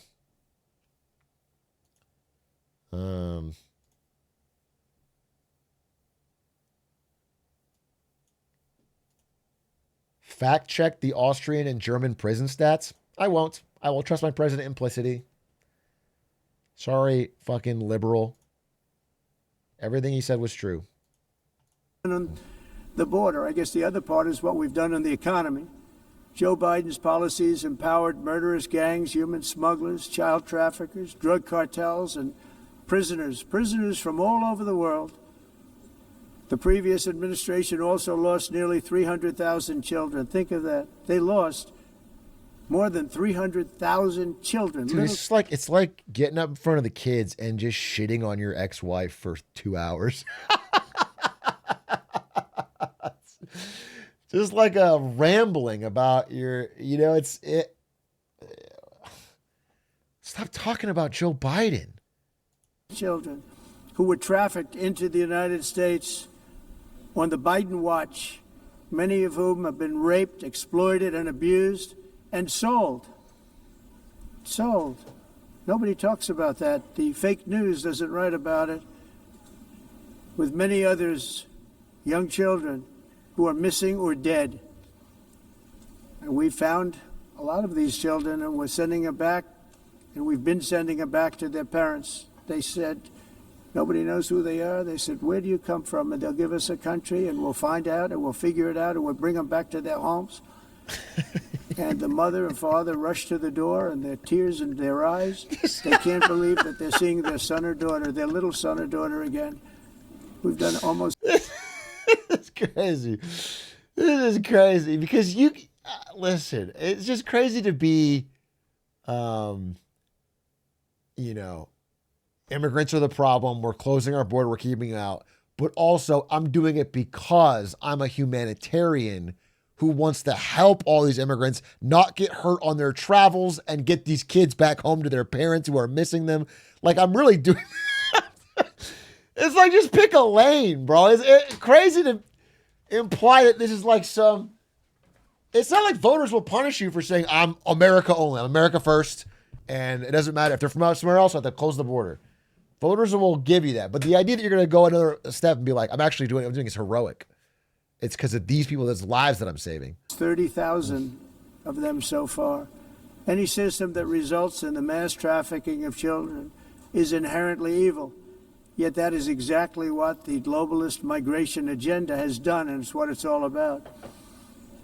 In America, those days, as you know, are over. The Trump administration is working, and we are continuing to work to track down the villains that are causing this problem, and also, as I said, to get back the 30,000 we've already returned. Now I think we're going to have another. We're going to find a lot. You're not going to find all of them. More than 300,000. They're lost or they're dead. They're lost or they're dead because of the animals that did this. To protect our citizens, I've also designated multiple savage drug cartels as far as and you see this, and you see it happening right before your eyes. Let's put it this way: people don't like taking big loads of drugs in boats anymore. There aren't too many boats that are traveling on the seas by Venezuela. They tend not to want to travel very quickly anymore. And we've virtually stopped drugs coming into our country by sea. We call them the water drugs. They kill hundreds of thousands of people. I've also designated multiple savage drug cartels as far as stop the water foreign drugs. terrorist organizations, along with two bloodthirsty transnational gangs, probably the worst gangs anywhere in the world. Trans MS-13 gangs? and Tren de Aragua. Tren de Aragua is from Venezuela, by the way. Such organizations torture, maim, mutilate, and murder with impunity. They're the enemies of all humanity. For this reason, we've recently begun using the supreme power of the United States military to destroy Venezuelan terrorists and trafficking networks led by Nicolas Maduro. To every terrorist thug smuggling poisonous drugs into the United States of America, please be warned that we will blow you out of existence. That's what we're doing. We have no choice. Can't let it happen. They're destroying. I believe we lost 300,000 people last year to drugs. 300,000. Fentanyl and other drugs. So I looked it up. Because I saw this line in the transcript. 80,000. Not that it's a fucking good number, but again, his insistence on taking every real number and then doubling or tripling it for effect is annoying. It's annoying. It's 80,000, which is a high number. We do have a huge drug problem in America. It is something we should work on. I don't think blowing up random Venezuelan boats is the way to stop it, but I guess I didn't know about water drugs. And I just find the constant need to take numbers that are already prove your point or are shocking and then just make them balloon them out of control.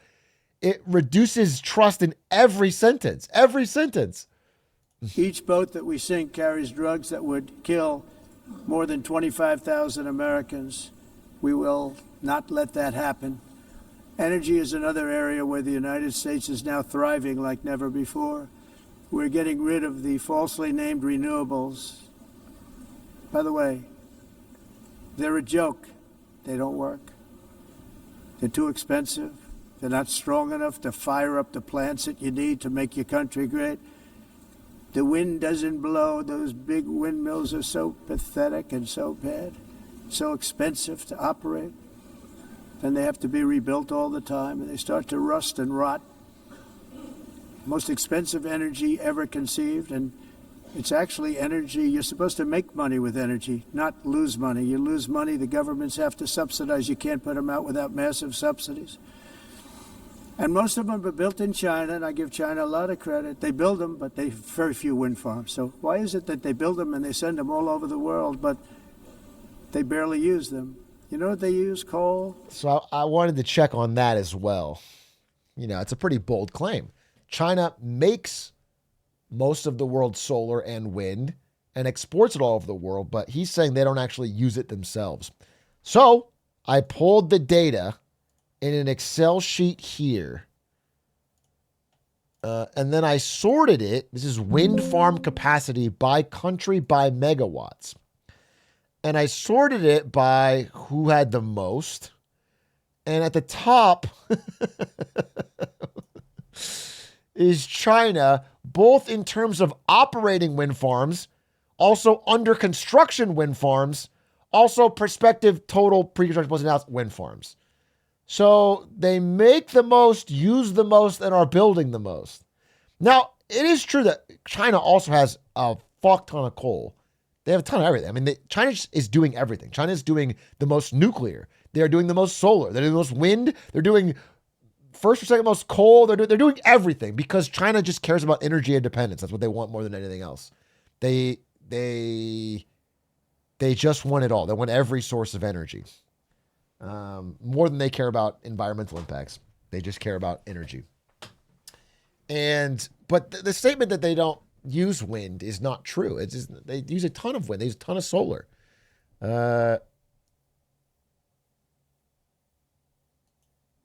They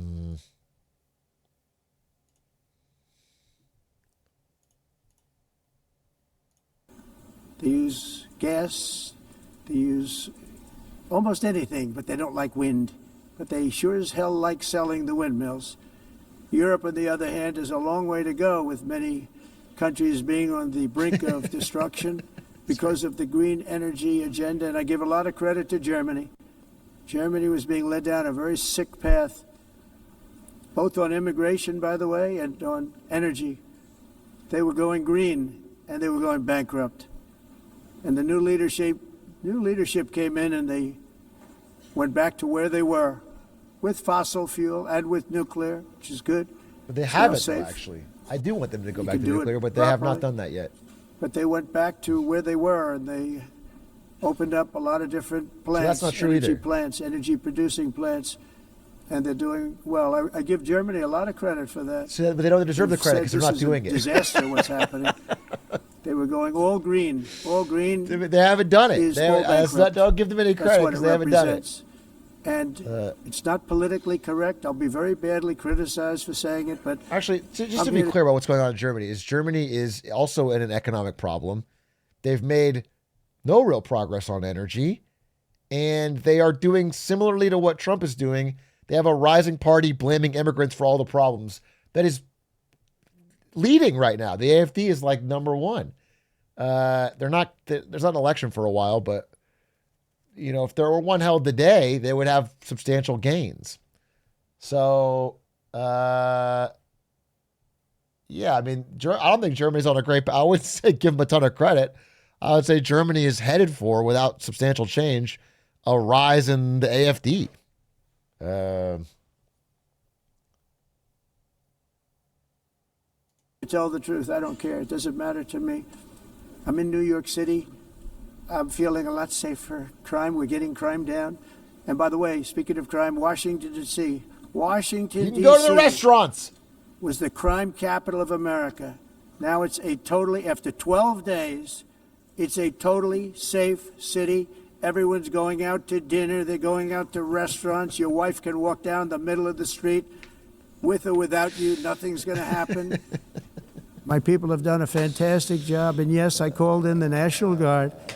And the National been saying Guard took this in care of every business. And they speech. weren't politically correct, but they took care of business. We got 1,700 career criminals out, brought them back to where they came from, the countries where they came from, or put them in jails. Washington, D.C. is now a totally safe city again, and I welcome you to come. In fact, we'll have dinner together at a local restaurant. How about that? And we'll be It was able to also walk. never We the don't have to crime go by an capital of America armor-plated vehicle. by any stat. We'll walk right over there from the White House. They've given up their powerful edge, a lot of the countries that we're talking about, in oil and gas, such as essentially closing the great North Sea oil. Oh, the North Sea, I know it so well. Aberdeen was the oil capital of Europe, and there's tremendous oil that hasn't been found in the North Sea. Tremendous oil. And I was with the Prime Minister I respect and like a lot, and I said, you're sitting with the greatest asset. They essentially closed it by making it so highly taxed that no developer, no oil company can go there. They have tremendous oil left, and more importantly, they have tremendous oil that hasn't even been found yet. And what a tremendous asset for the United Kingdom. And I hope the Prime Minister is listening, because I told it to him 3 days in a row. That's all he heard. North Sea oil, North Sea, because I want to see them do well. I want to stop seeing them ruining that beautiful Scottish and English countryside with windmills and massive solar panels that go 7 miles by 7 miles, taking away farmland. But we're not letting this happen in America. In talking about his 1982, golf the course. executive director of the United is the reason Nations he's there, is for his Environmental golf Program course. predicted that by the year 2000, climate change would cause a global catastrophe. He said that it will be irreversible, Did you say Al Gore? I didn't hear. as any nuclear holocaust would be. This is what they said at the United Nations. What happened? Here we are. Another UN official stated in 1989 that within a decade, entire nations could be wiped off the map by global warming. Not happening. You know, it used to be global cooling. If you look back, Years ago in the 1920s and the 1930s, they said, global cooling will kill the world. We have to do something. Then they said global. They used to say the earth was flat. Now they say it's round. How are we supposed to fucking know? Okay. You can't trust them. You can't trust. Back in the day, they used to say it was flat. It's crazy. Global warming will kill the world. But then it started getting cooler. So now they could just call it climate change because that way they can't miss. It's climate change. Because if it goes higher or lower, whatever the hell happens, there's climate change. It's the greatest con job ever perpetrated on the world, in my opinion. Climate change, no matter what happens, you're involved in that. No more global warming, no more global cooling. All of these predictions made by the United Nations and many others, often for bad reasons, were wrong. They were made by stupid people that have cost their countries fortunes and given those same countries no chance for success. If you don't get away from this green scam, your country is going to fail. And I'm really good at predicting things, you know? They actually said during the campaign. Are you? I want to believe you because you're my GOAT. You're my fucking greatest president ever. But sometimes you promise me things that don't come true. So I feel like your skills are elsewhere than predicting. Like sometimes you predict that you'll end the war on day one and that you'll get grocery prices down and that we're going to have a booming economy immediately roaring back. And now I'm worried that the predictions aren't really your strong suit. And if you're telling me, I'm just surprised. Now the United States' open position to the United Nations is that global warming is entirely a hoax. It's a greatest con job in history. They had a hat, the best-selling hat. Trump was right about everything. And I don't say that in a braggadocious way, but it's true. I've been right about everything.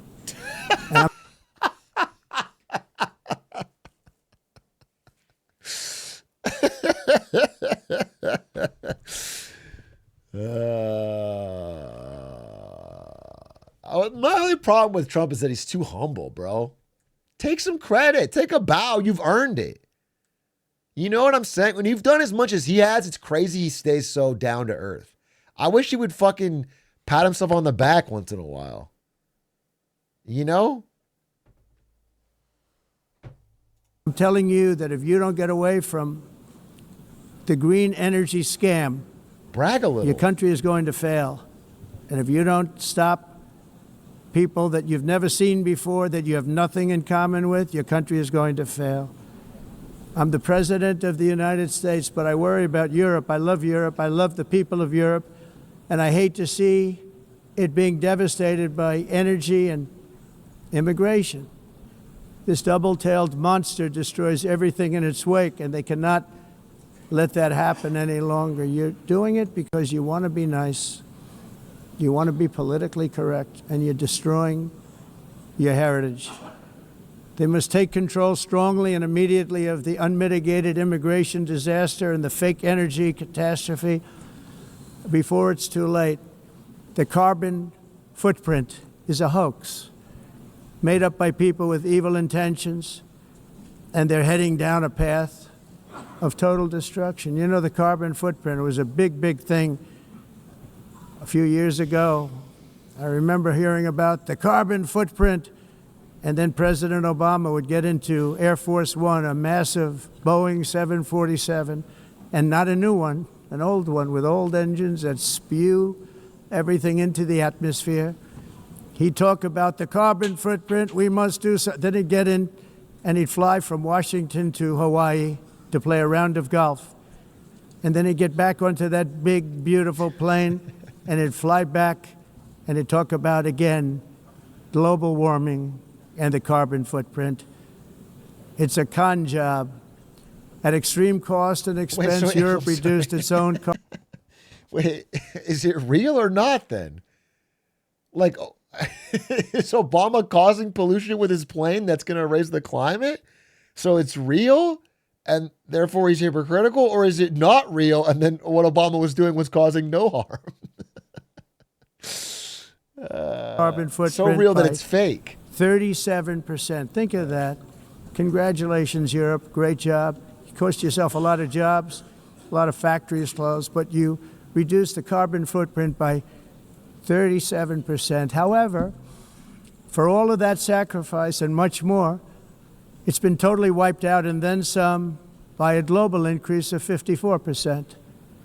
Much of it coming from China and other countries that are thriving around China, which now produces more CO2 than all the other developed nations in the world.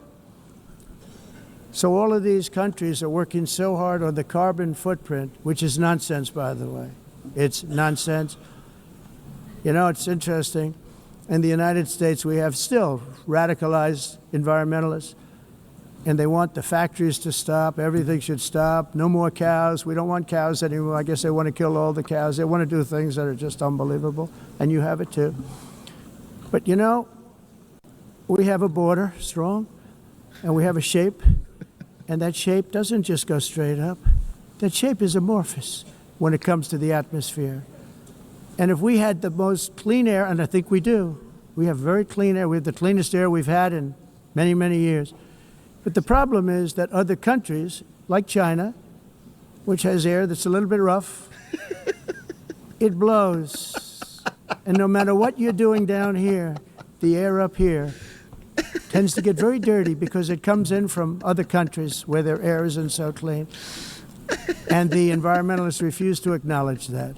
Same thing with garbage. In Asia, they dump much of their garbage right into the ocean. And over about a 1 week and 2 week journey, it flows right past Los Angeles. You've seen it. Massive amounts of garbage, almost too much. Every fucking day when I'm driving down the 405, I look out at the ocean and I see the Labubu trash barge. And it's coming straight from China and it just flows through the ocean. And I shed a single tear and I think, I wish Donald J. Trump would fight for me. To do anything about.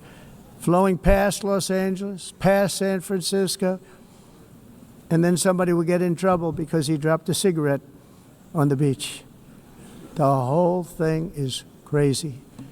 The primary effect of these brutal green energy policies has not been to help the environment, but to redistribute manufacturing and industrial activity from developed countries that follow the insane rules that are put down to polluting countries that break the rules and are making a fortune. They're making a fortune.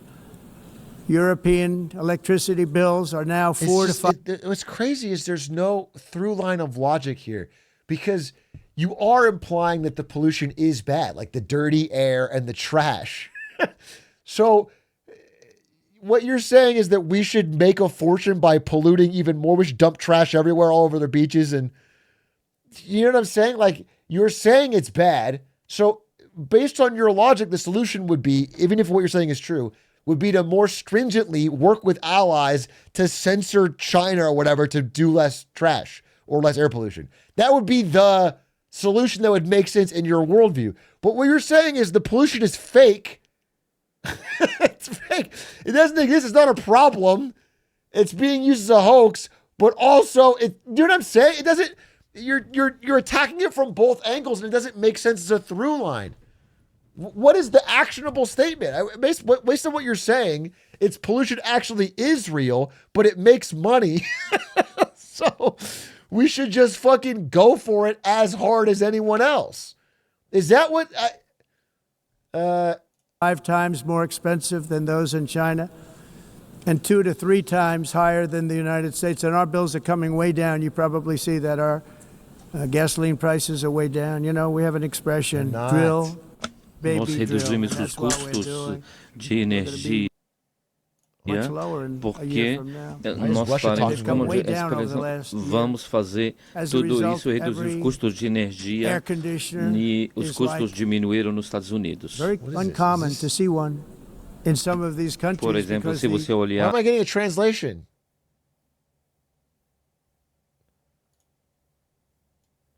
Is there a different?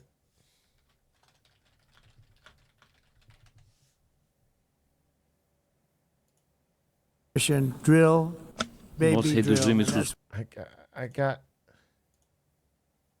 while they refuse. I unleash massive energy production of asking successful industrialized nations to inflict pain on themselves.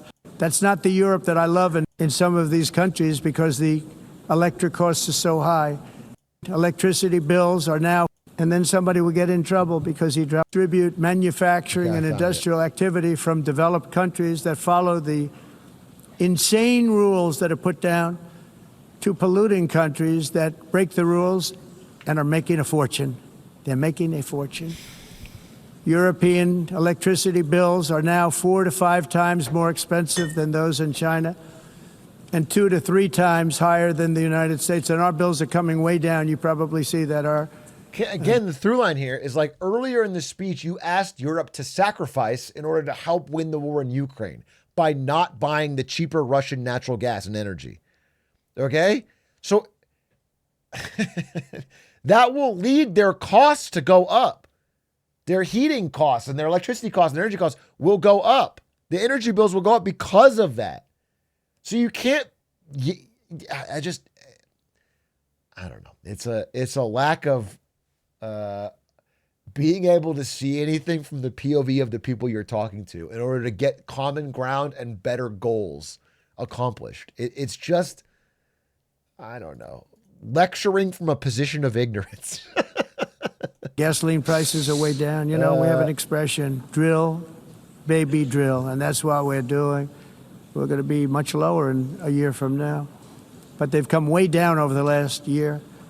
As a result, every air conditioner is like very uncommon to see one in some of these countries because the electric costs are so high. So while the U.S. has approximately 1,300 heat-related deaths annually, that's a lot, Europe loses more than 175,000 people to heat deaths each year because the costs are so expensive AC, you baby. can't turn on an air conditioner. What is that all about? That's not Europe. That's not the Europe that I love and know. All in the name of pretending to stop the global warming hoax. I would like to do a quick fact check. That does seem like a high number. It wouldn't surprise me if they're all cooking alive in these ovens that the UK call houses.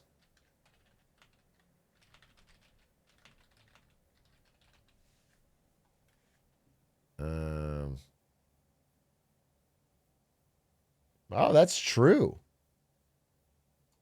175,000 lives annually in Europe die from heat-related causes. Not necessarily AC, but heat-related causes.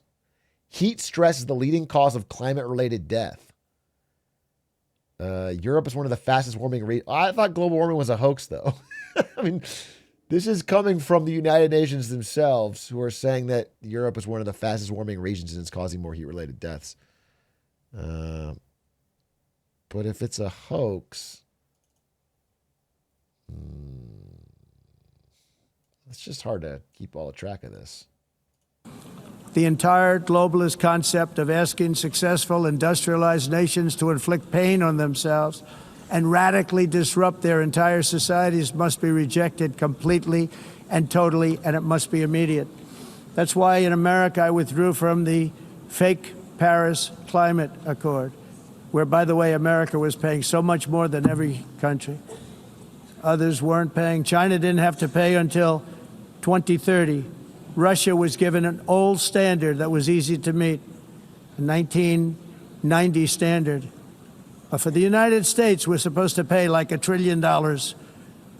And I said, this is another scam. The fact is, the United States has been taken advantage of by the world for many, many years, but not any longer, as you probably noticed. I unleashed massive energy production and signed historic executive orders to hunt for oil, but we don't have to do much hunting because we have the most oil of any nation anywhere, oil and gas in the world. And if you add coal, we have the most Clean of coal, any nation please. in the world. Clean, I call it clean, beautiful coal. You can do things today with coal that you couldn't have done 10 years ago, 15. Hand of God and plan that. Hand of God and plan that. I just know that he always says clean coal. years. That's crazy. So I have a little standing order in the White House. Never use the word coal, only use the words clean, beautiful coal. Sounds much better, doesn't it? But we stand ready to provide any country with abundant, affordable energy supplies if you need them, when most of you do. We're proudly exporting energy all over the world. We're now the largest exporter. True. In the United States, we want trade and robust commerce with all nations, everybody. We want to help nations. We're going to help nations. But it must also be fair and reciprocal. The challenge with trade is much the same with climate. The countries that followed the rules, all their factories have been plundered. It's really sad to watch. They've been broken.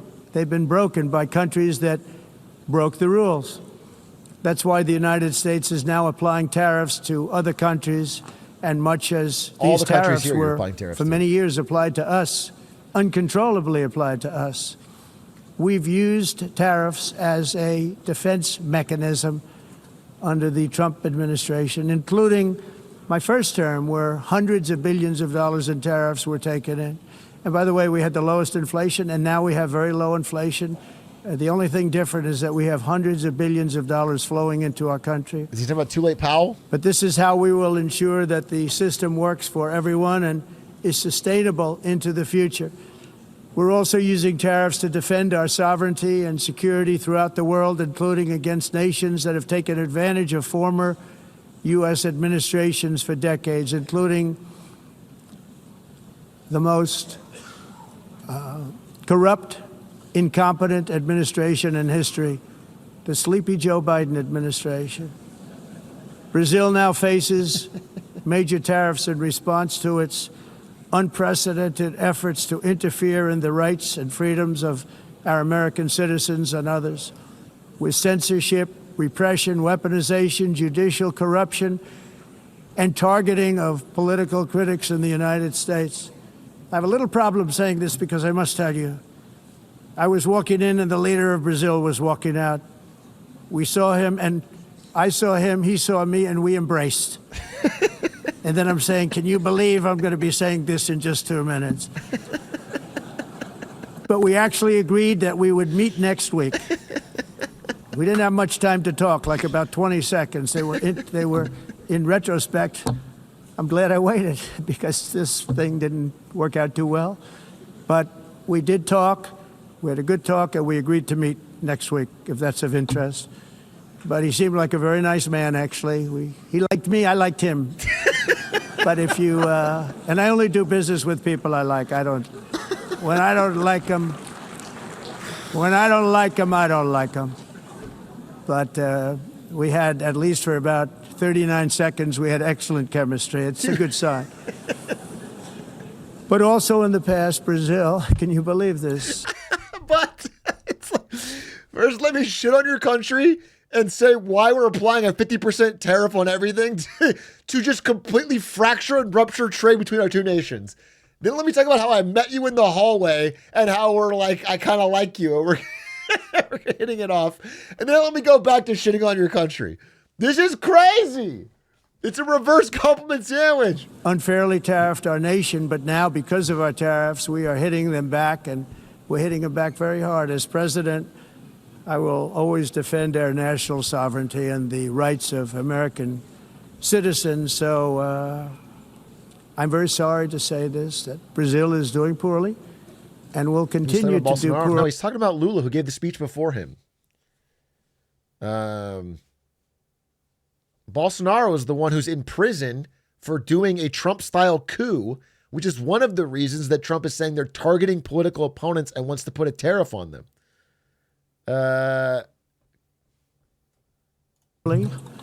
They can only do well when they're working with us. Yeah, bro. Watch Lemonade Without Stand. us, they will fail, just as others have failed. It's true. Next year, the United States will celebrate the 250th anniversary of our glorious independence, a testament to enduring power and American freedom and spirit. We will also be proudly hosting the 2026 FIFA World Cup. And it's worth saying, I want to get the bigger picture here, because this can all be like, haha, Trump's saying some stupid stuff.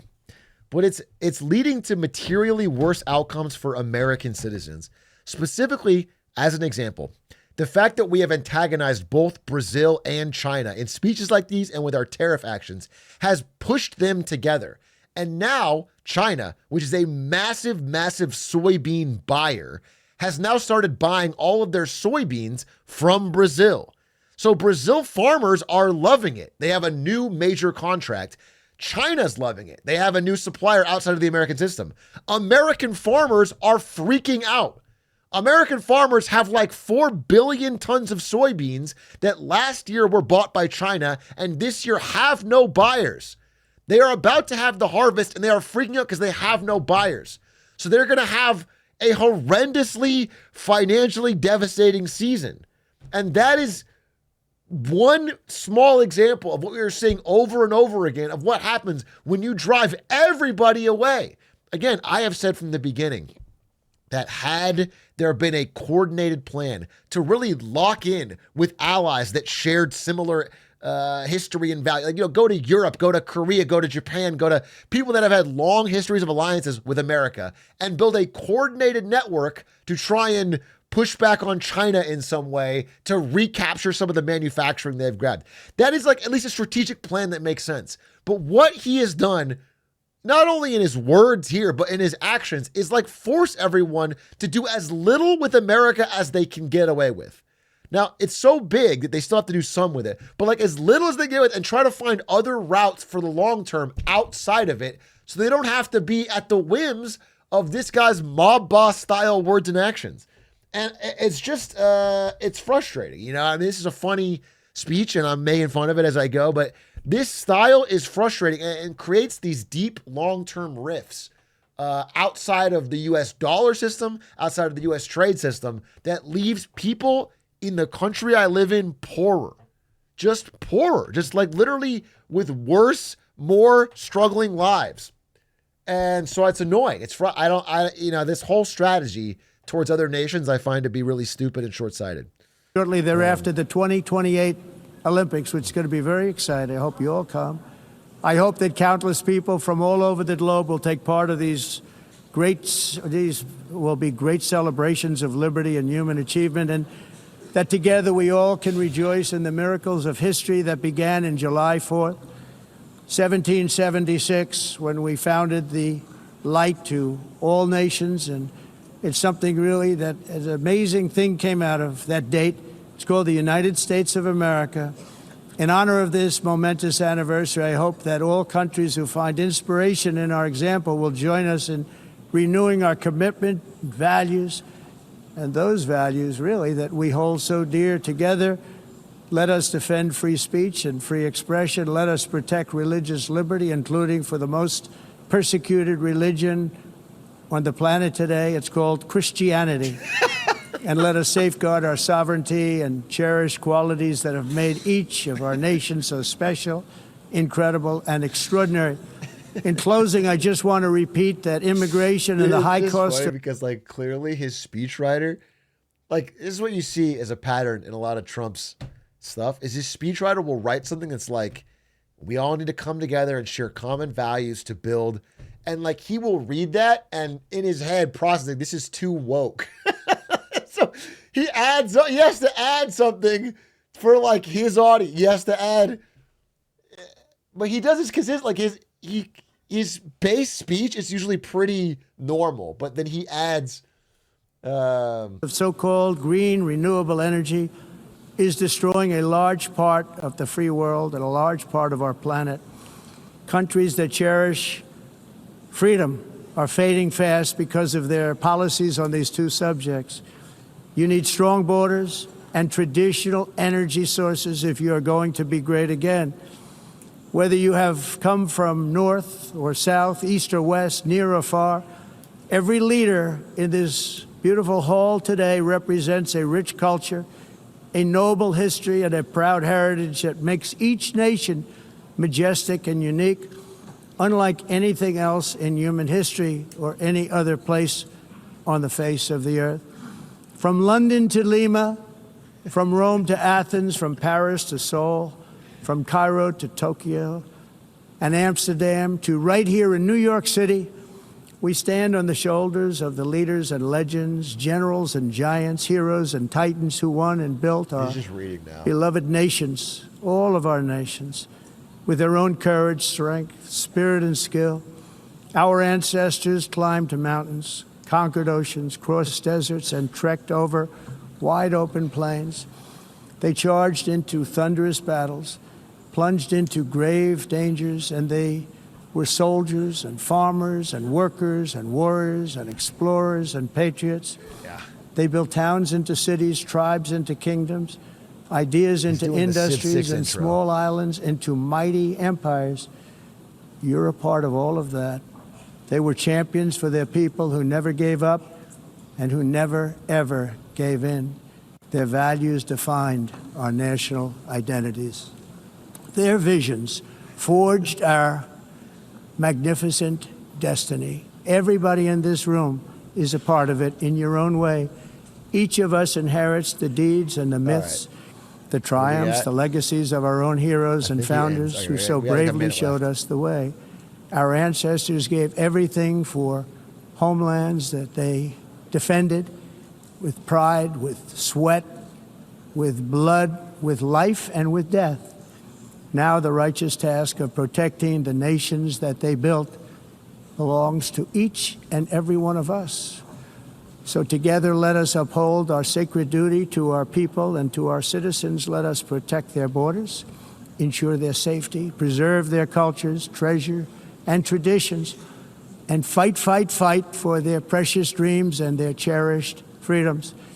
And in friendship and really a beautiful vision, let us all work together to build a bright, beautiful planet, a planet that we all share, a planet of peace and a world that is richer, better, and more beautiful than ever before. That can happen.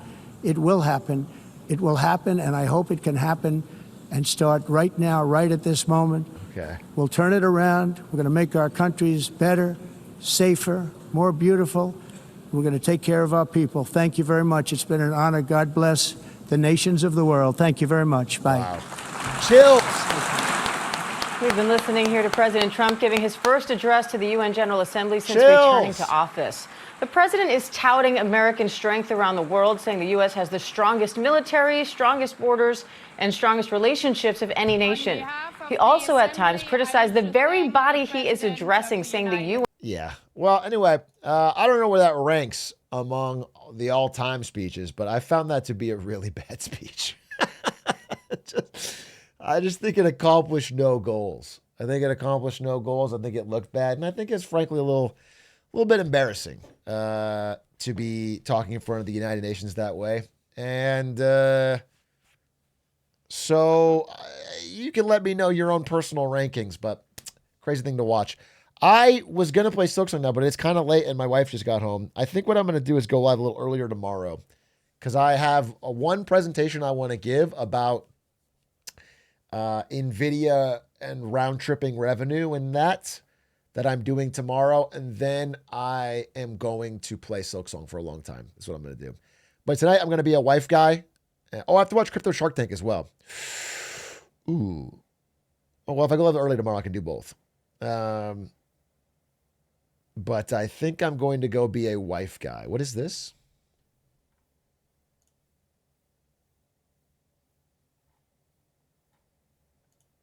This is at the White House.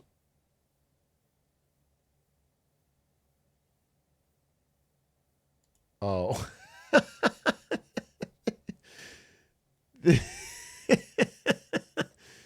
The White House has a wall of presidential portraits, and they put Trump 1, Biden's auto pen, and then Trump 2. Bro, his talks about Biden so much.